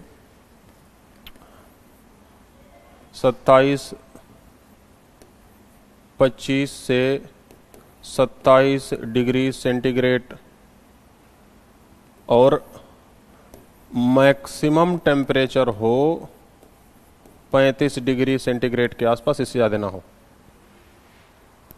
इसका मतलब ये भी है, ये टेम्परेचर कहाँ मिलता है, ये टेम्परेचर, ये जो टेम्परेचर हमने यहां लिखा, ये टेम्परेचर कहाँ मिलता है, ये टेम्परेचर मिलता है between tropic of Cancer and Capricorn. तो इसीलिए ज्यादा कोरल रीफ्स कहां मिलेंगे, ट्रॉपिक ऑफ कैंसर और कैप्रिकॉर्न में ही मिलेंगे, इसी के बीच ज्यादा मिलता है, क्योंकि ये टेम्परेचर इसी में ज्यादा ही रहता है। ठीक है। दूसरा, ध्यान देना यहां से क्वेश्चन कैसे आते हैं। दूसरा,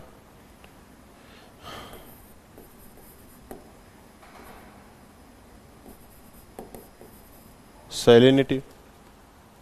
कहा जाता है सैलिनिटी चाहिए ये लगभग 30 से 35 ग्राम प्रति 1000 ग्राम सैलिनिटी चाहिए। और 30 से 35 ग्राम प्रति 1000 ग्राम का मतलब, ये परसेंटेज का साइन नहीं है, ग्राम प्रति 1000 ग्राम। इसका मतलब 1000 ग्राम पानी में कितना ग्राम नमक है। अब 30 से 35 का मतलब 1000 ग्राम पानी में 30 से 35 ग्राम नमक है। फिर से, लेकिन मैक्सिमम नमक इसमें होना चाहिए, मैक्सिमम नमक होना चाहिए 40 ग्राम प्रति 1000 ग्राम, इससे ज्यादा नहीं होना चाहिए। 40 से कहीं कहीं 42 में मिलता है, वो अलग कंडीशन है। ठीक है। अगला, तो इसका मतलब, अच्छा इसका दूसरा एक्सप्लेनेशन देखो, दूसरा एक्सप्लेनेशन देखो, सैलिनिटी। इसका मतलब ये भी है, इसका मतलब ये भी है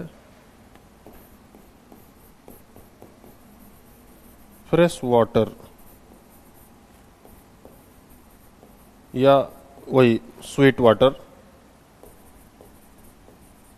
स्वीट वाटर में कोरल नहीं होंगे। इसका मतलब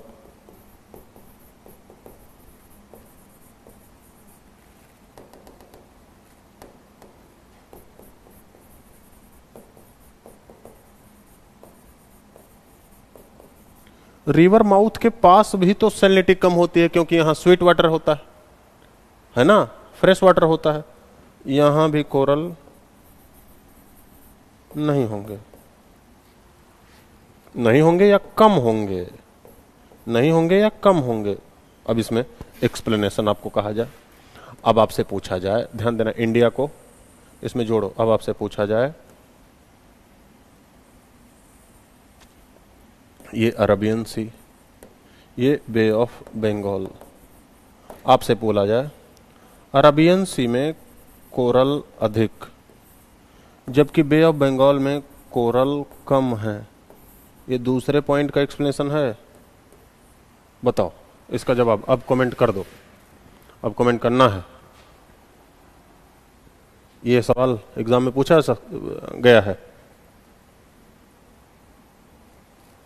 बोलिए।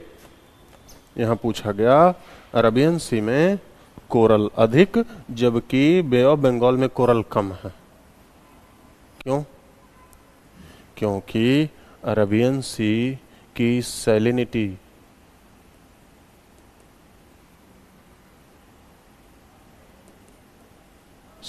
अधिक है, बे ऑफ बंगाल की सैलिनिटी कम है।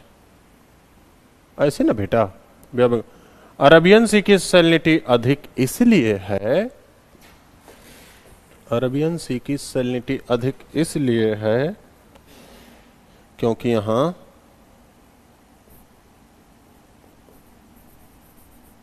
फ्रेश वाटर कम है, फ्रेश वाटर का मतलब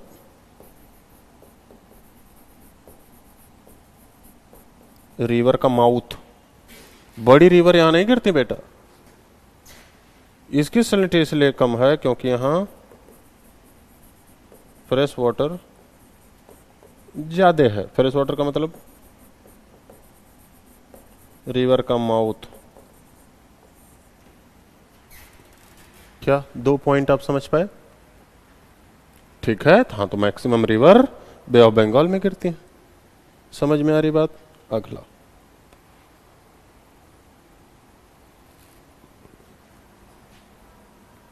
तीसरा। अच्छा, ये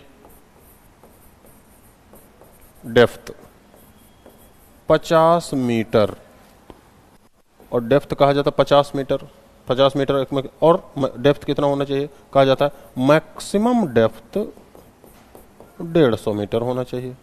क्यों डेप्थ जरूरी है? क्योंकि डेप्थ ज्यादा होने पर ये फोटिक जोन में रहे। फोटिक जोन में किसके लिए? For photosynthesis.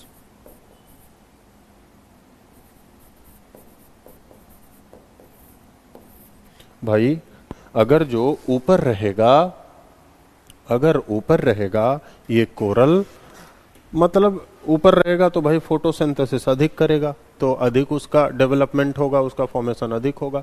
और अगर जो ये नीचे चला गया तो फोटोसिंथेसिस नहीं करेगा, डूब जाएगा, खत्म हो जाएगा।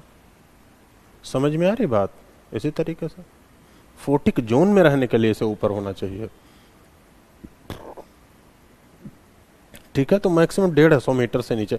अब कोई कोरल मिल रहा है, देखो कभी कभी जैसे इसमें जब हम लोग ज्योग्राफी डिटेल पढ़ते थे, ध्यान देना, तो हम लोगों को ऐसे मतलब पढ़ना पड़ता था कि डार्विन की थियरी, कोरल के एवोल्यूशन की, डार्विन की थियरी, है ना।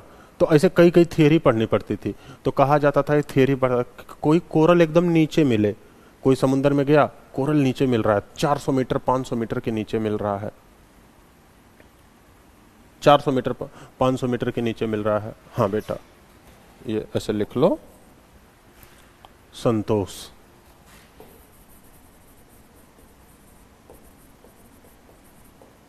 ऐसे लिख लो, ये संतोष का जवाब है।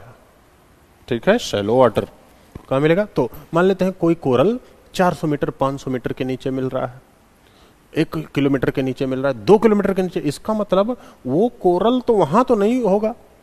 तो लोग अंदाजा लगाते थे कि ये कॉन्टिनेंट या तो नीचे गया होगा और या तो पानी ऊपर आया होगा। ये लोग अंदाजा लगाते थे, वो बहुत पुराना कोरल होगा, इतने समय का कोरल है, ऐसे लोग उसको अंदाजा लगाते थे। समझ में आ रही बात? ठीक है, तो ये थियरीज दी जाती थी। तो मेजर 3 पॉइंट ऐसे है।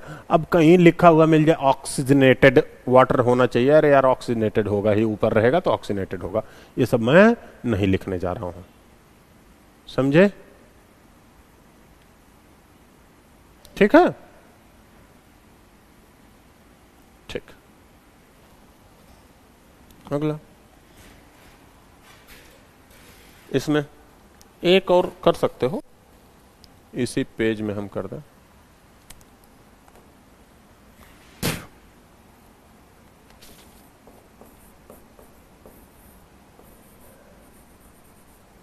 Clear water. और क्लियर वाटर का मतलब बहुत ज्यादा भी क्लियर नहीं होना चाहिए, लेकिन पोल्यूशन कम होना चाहिए, है ना, पोल्यूशन कम होना चाहिए, बस क्लियर वाटर हो।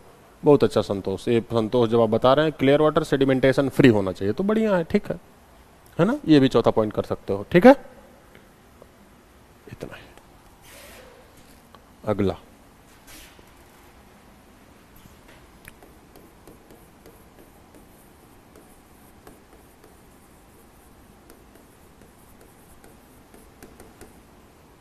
टाइप, कोरल रीफ के टाइप क्या है? ठीक है, कोरल रीफ के टाइप। तो देखो,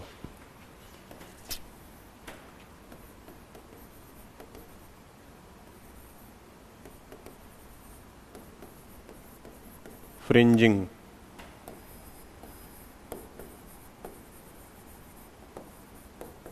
बैरियर,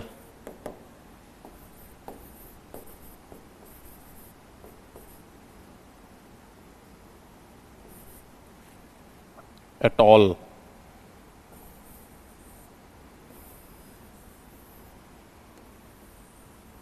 समझो बुकिश लैंग्वेज नहीं यहां।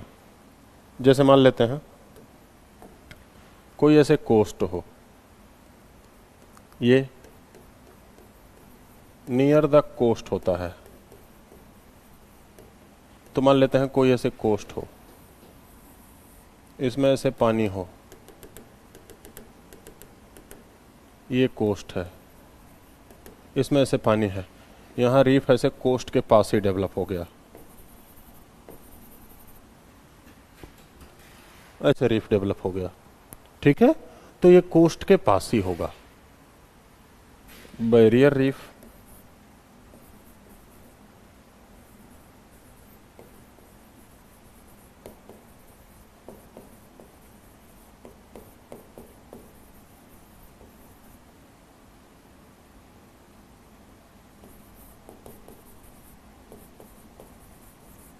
ये कोस्ट के पैरेलल और थोड़ा दूर डेवलप होता है।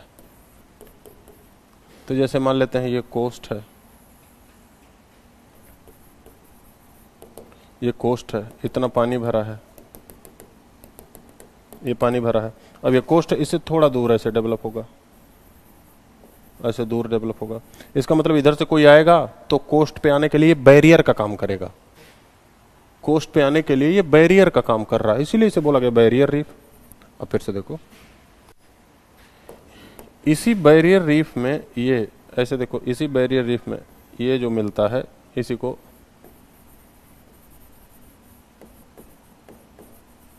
लैगून लेक्स कहा जाता है। तो बैरियर रीफ में ही कौन सा स्ट्रक्चर मिलता है? Lagoon lake. कौन सा स्ट्रक्चर मिलता है? Lagoon lake. आगे बढ़े, एटॉल, मान लेते हैं कोई आइलैंड हो जाए,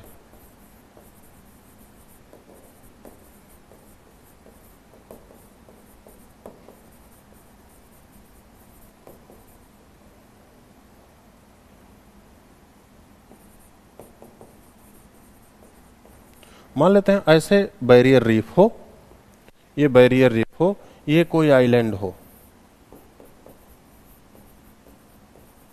इस आइलैंड के चारों तरफ ऐसे बैरियर रीफ डेवलप हो जाए,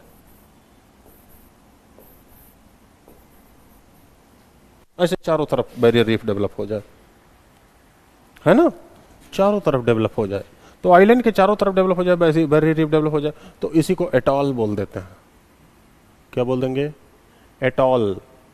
अच्छा, लेकिन अब मान लेते हैं आइलैंड है, अब इस आइलैंड और इस बैरियर रीफ ये है, इसके बीच में यहां अब कोई मछुआरा यहां अगर जो मछली मारने आया, अपना जाल बिछा रहा है, कहीं नाव लगाया तो नाव तो वापस चली जाती है, तो नाव वो कहां पार्क करेगा? इस बैरियर रीफ आइलैंड के बीच में, कि नाव समुंदर में ना जाए, हवा चल रही है तो समुंदर में ना जाए। तो इसीलिए इस बैरियर रीफ इस आइलैंड के बीच में इसे बोलते हैं बोट चैनल।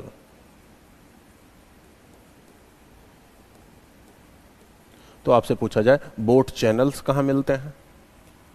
एटॉल में मिलते हैं। कहां मिलते हैं? एटॉल में मिलते हैं। एटॉल का मतलब कोरल रिंग। बढ़िया है, क्या गजब बात बोला, सही बात है, कोरल का रिंग है, ठीक है। तो बोट चैनल यहां मिलते हैं, लैगून बैरियर रीफ में मिलते हैं। क्लियर? अच्छा, फिर एग्जाम्पल,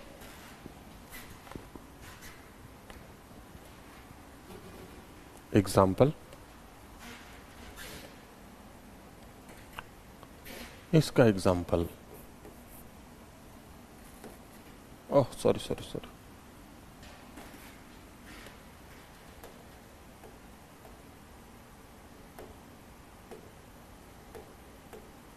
इसका example, example Gulf of Mannar, India. Florida Keys USA, इसका एग्जाम्पल ग्रेट बैरियर रीफ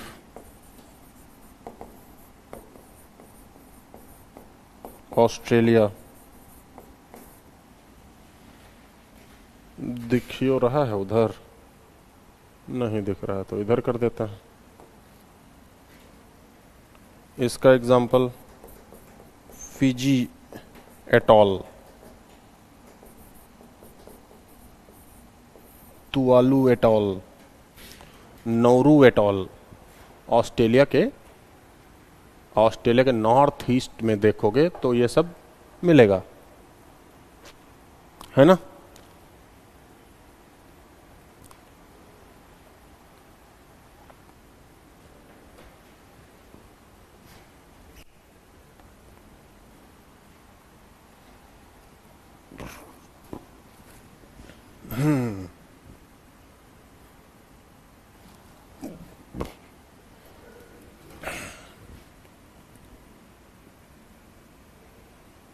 हो गया।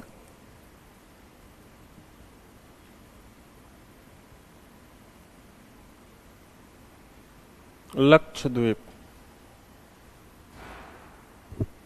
लक्षद्वीप वो किसका एग्जाम्पल है? फ्रिंजिंग का। उसमें फ्रिंजिंग भी मिलेंगे, ऐसे थोड़ी ना सारा वहां मिलेगा। 36 आइलैंड में मिल क्या रहा है? बैरियर भी मिलेगा, अटॉल भी मिलेगा, सारा मिलेगा। ठीक है, ठीक है, आगे बढ़े। अब देखो, मान लेते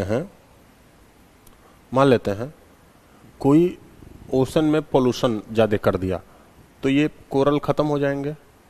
कोरल खत्म हो जाएंगे तो ये जो कैल्शियम कार्बोनेट है ये वाइट वाइट दिखने लगेगा, ये हड्डी हार्ड सफेद सफेद हड्डी दिखने लगेगी।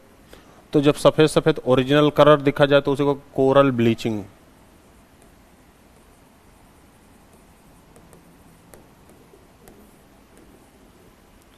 तो वो अलग बात है, कोरल ब्लीचिंग क्यों हुआ? टेम्परेचर बढ़ जाए कोरल ब्लीचिंग हो जाए। नेचुरल भी होता है, कहीं वोल्केनो निकल जाए कोरल ब्लीचिंग होगा। हमने पोल्यूशन ज्यादा कर दिया, कोरल ब्लीचिंग होगा। ठीक है, ब्लीच का मतलब क्या? जैसे ये कपड़ा सफेद है, मान लेते हैं कोई दूसरा कपड़ा हो, उस कपड़े में मान लेते हैं आप ब्लीच किए, कोई ऐसी चीज एसिडिक चीजें डाले जिससे उसका ओरिजिनल कलर आ गया। ओरिजिनल कलर का मतलब कॉटन का colour, white colour, white colour, तो उसी को कोरल ब्लीचिंग, सफेद ओरिजिनल कलर आ गया, है ना।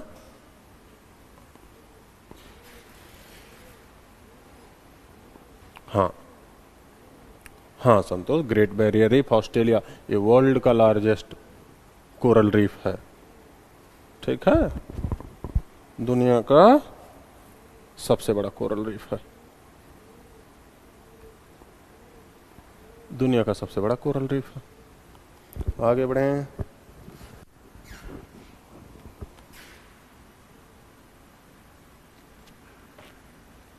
ठीक, यही सब है।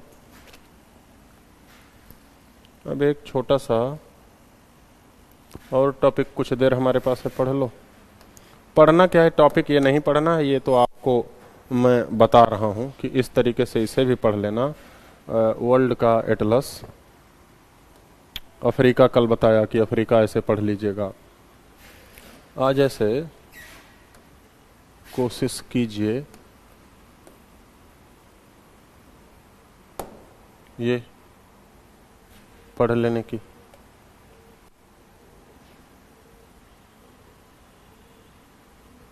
देखो ये यूरेशियन पार्ट है ना, ये यूरेशियन पार्ट थोड़ा सा पढ़ लीजिए। पढ़ना क्या है, एटलस में देख लीजिए। अब मैं पूरा तो पढ़ा नहीं पाऊंगा, ये तो बाबू ये तो लिमिट है, तो मैं तो आपको बताया हूं कि अब इसमें इतना आएगा नहीं, है ना, लेकिन थोड़ा सा जाने रहेंगे तो अच्छा रहेगा, है ना।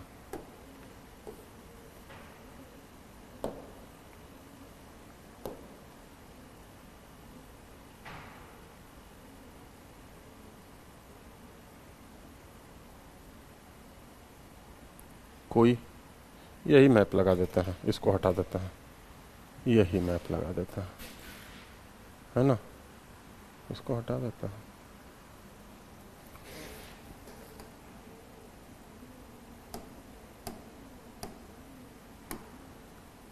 देखो, हाँ, कौन सा क्वेश्चन बताओ?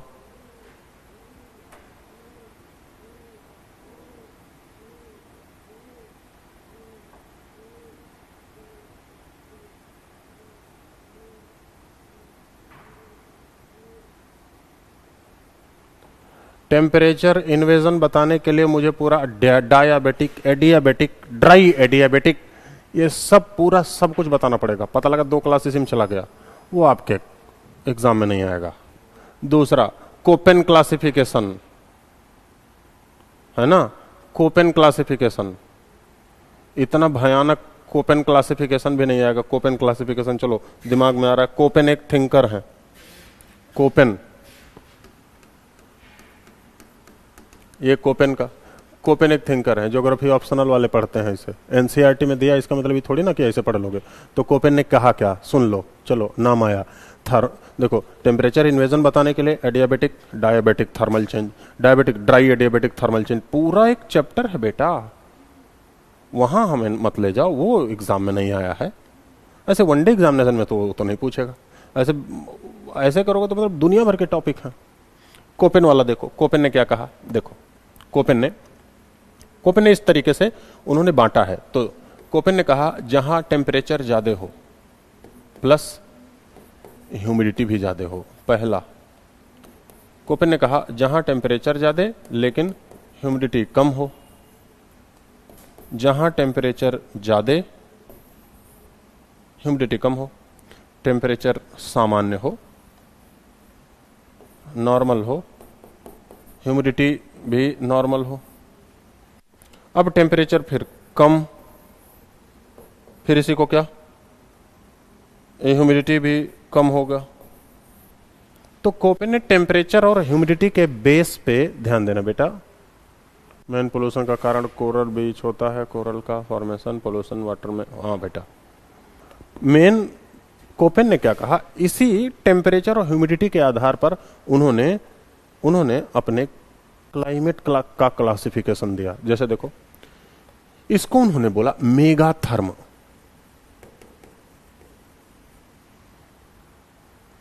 फिर से इसको उन्होंने बोला जेरोफाइट, इसको उन्होंने बोला मेसोथर्म,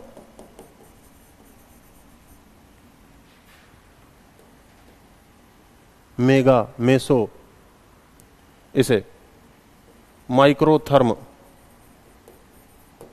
और फिर टेम्परेचर और एकदम कम हो जाए, ह्यूमिडिटी एकदम कम हो जाए, हेक्स्टोथर्म।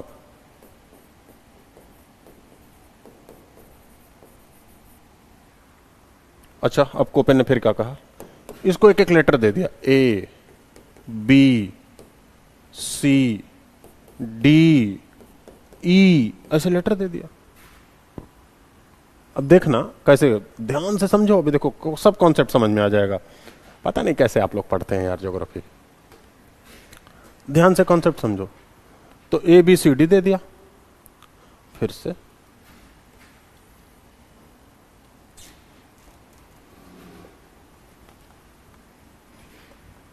मान लेते हैं कहीं हवा ऊपर उठ रही है,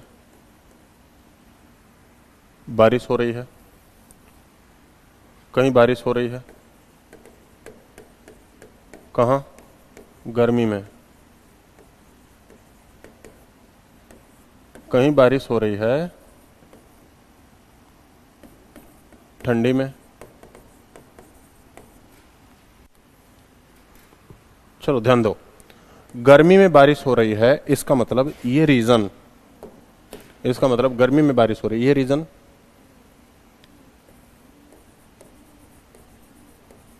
समर में वेट रहेगा,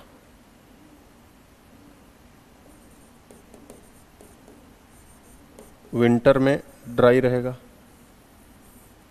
विंटर ड्राई को उन्होंने डब्ल्यू लिखा स्मॉल लेटर में।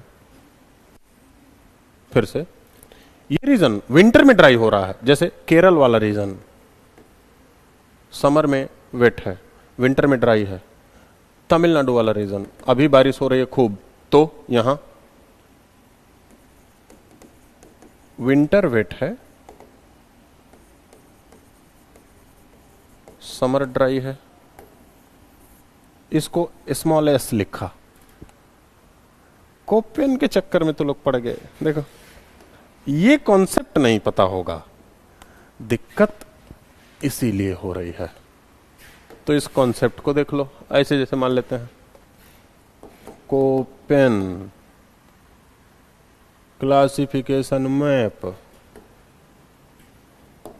ऑफ इंडिया हो गया। देखते हैं, चलो हो गया काम यही।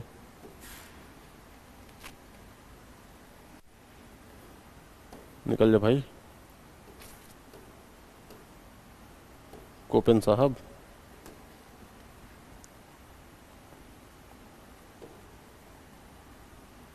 चलो एनसीईआरटी वाला ही निकल जा रहा है।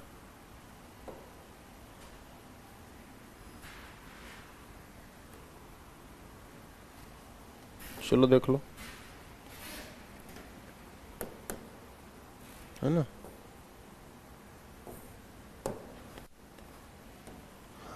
हाँ कोपेन ने, चलो भाई इसी को देख लो। कोपेन का हम लोग कॉन्सेप्ट, अब देखो कोपेन का पूरा एकदम पूरा इक्वेशन जानने लगे, ज्योग्राफी ऑप्शनल में हम चले जाएंगे। कोपेन का क्लासिफिकेशन फिर से देखो, जहां सबसे ज्यादा टेम्परेचर, तो ए लिखा, ए दिख रहा है यहां, ए कैपिटल लेटर में ए है। एम का मतलब मॉनसूनी, एम का मतलब मॉनसूनी, जहां एम लिखा है मतलब मॉनसूनी। तो केरल में क्या लिखा, ए मतलब मेगा थर्म। देखो ए का मतलब mega therm, mega therm. M मतलब मॉनसूनी, और देखो लिखा होगा छोटे लेटर में डब्ल्यू। डब्ल्यू का मतलब विंटर ड्राई। केरल विंटर में ड्राई रहता है, समर में नहीं। लेकिन ये केरल वाला, लेकिन यहीं बगल में तमिलनाडु में इन्होंने क्या लिखा, ए एस। ए का मतलब मेगा थर्म, एस का मतलब समर ड्राई। ये समर में ही ड्राई रहता है क्योंकि यहां हवा नीचे उतरती है। अब फिर से देखो, जहां ध्यान देना, जहां बारिश कम होती है, जहां बारिश कम होती है, ये ह्यूमिडिटी कम मतलब बारिश कम, उसको उन्होंने बी लेटर से इंडिकेट किया। देखो उसको उन्होंने बी लेटर से इंडिकेट किया। देखो तो ये बी, बारिश यहां कम हो रही है, बी बारिश यहां, बी इसको कहां इतना परेशान हो, बी। अब इसमें विंटर ड्राई, एच, दुनिया भर की बातें अलग अलग, इतना समझो ना क्वेश्चन कैसा आएगा। बी जहां बारिश कम हो रही है। फिर से अब ये भी देखो हमारे यहां ए, ये भी ए डब्ल्यू विंटर ड्राई, जो तमिलनाडु वाला ए डब्ल्यू विंटर ड्राई ये भी। लेकिन जब इस ट्रॉपिक ऑफ कैंसर से नॉर्थ में जाएंगे तो फिर बी तो डेजर्ट वाला होगा, बी डेजर्ट वाला, सी और कम टेम्परेचर, तो देखो सी विंटर ड्राई ये भी रहेगा, डब्ल्यू सी डब्ल्यू जी। ये जी कोपेन ने नहीं कहा, जी लेटर से इंडिकेट कोपेन ने अपने थियरी में कहीं नहीं किया है। तो जी कैसे आ गया, जी इंडिया के लोगों ने बना लिया। जी का मतलब ये गेंगेटिक, ऐसे समझो।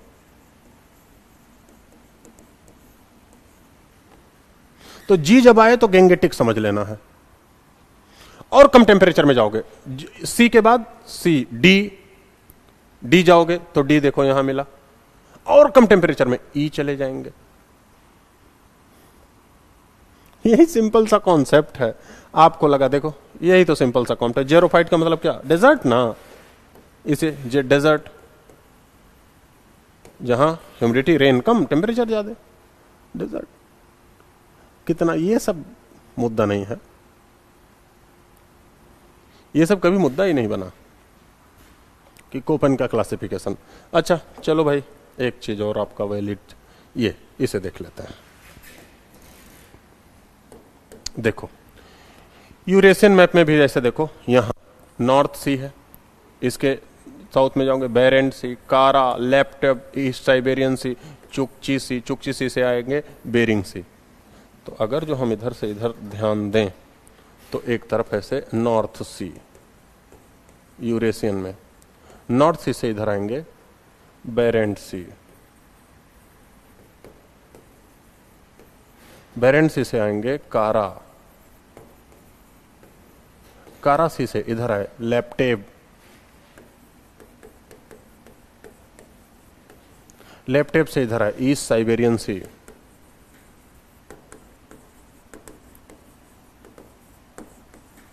ईस्ट साइबेरियन सी से दूसरी तरफ जब घूमे चुकची,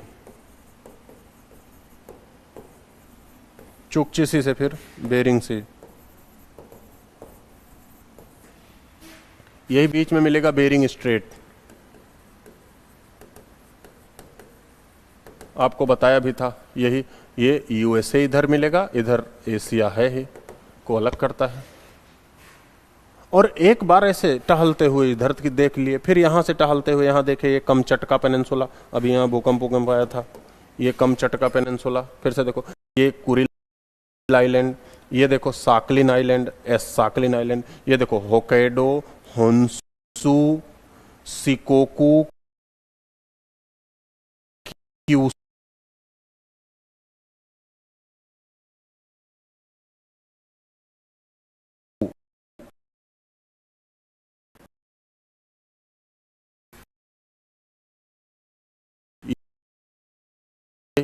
जापान के आइलैंड, नॉर्थ से साउथ होकैडो, होन्सू, सिकोकू, क्यूसू, यहाँ ये वोल्केनिक आर्क जैसा है, रिक्यू यहाँ ताइवान, ऐसे फिर यहाँ लुजोन, मिंडनाओ, फिलीपींस, ये सारे आइलैंड मिलेंगे, है ना। तो एक बार मैप में ऐसे देख जाइए, यहाँ इतना ज्यादा नहीं है, मैप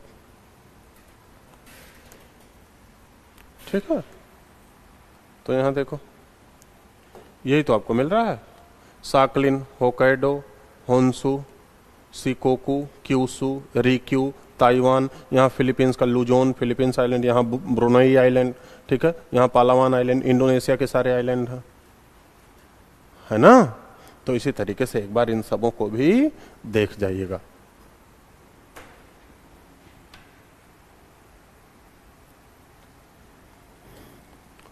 थैंक यू सदाम, आपके कॉन्सेप्ट से ज्योग्राफी बुक पढ़ने में मजा आने लगा है सर, अब जाके बुक की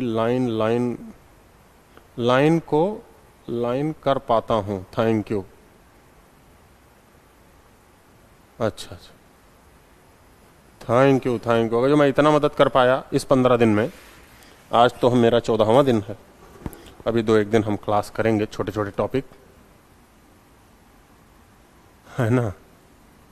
तो आज टॉपिक ज्यादा हो गया ना, कोई नहीं, चलो। लेकिन मैंने पहले बताया था कि भाई कुछ लिमिट है हमारी, अब इतना डिटेल हम नहीं कर पाएंगे। आप उम्मीद करोगे कि जैसे आप फाउंडेशन में पढ़ाते हैं वैसे आप पढ़ाइए, तो बेटा कैसे 15 दिन में आपका एडीओ का बैच है, उसमें मुझे भी पढ़ाना है और लोगों को भी पढ़ाना है, तो उसमें नहीं हो पाएगा ना। मेरा क्वेश्चन बन जाता है सर सनी, थैंक यू बेटा, आपका क्वेश्चन बन जाए, सबका क्वेश्चन बन जाए, इसी के लिए तो इतनी मेहनत की गई है ना बाबू, ठीक है।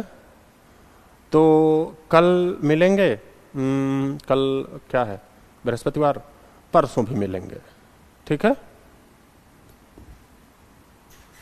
आप कुछ सिखा दिए सर, बहुत कुछ सिखा दिए, थैंक यू। एक दिन रिवीजन क्लास रख दीजिए, ठीक है, कोई नहीं, एक दिन क्या, कल तो हम टॉपिक खत्म करेंगे, परसों हम इस पर क्वेश्चन ले आएंगे ना, तो क्वेश्चन को गो थ्रू कर जाएंगे एक बार, और आपको अच्छे से उसी क्वेश्चन को अच्छे से आपको रिवीजन करा, क्वेश्चन के बाद जो समय मिलेगा हम रिवीजन करा देंगे, क्या बोलते हैं आप लोग। एक बार जल्दी जल्दी रिवीजन करा देंगे, आप लोग कॉपी जल्दी जल्दी पलट लीजिएगा, ऐसे ही ठीक रहेगा। हाँ हाँ, टोटल जो पढ़ाया है उसका, हाँ उसका परसों मतलब शुक्रवार को थोड़ा सा जो टॉपिक बचा उसे कर लेते हैं, उसके बाद रिवीजन करा देंगे। ठीक है बाबू? ठीक, तो आज इतना ही, मिलते हैं फिर कल। ठीक ठीक, तो अब क्लास यहीं खत्म की जाती है ना?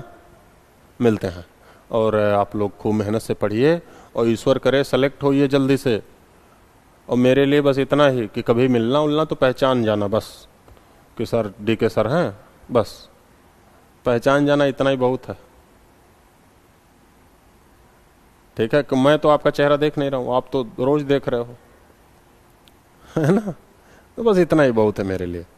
ठीक, मिलते हैं कल।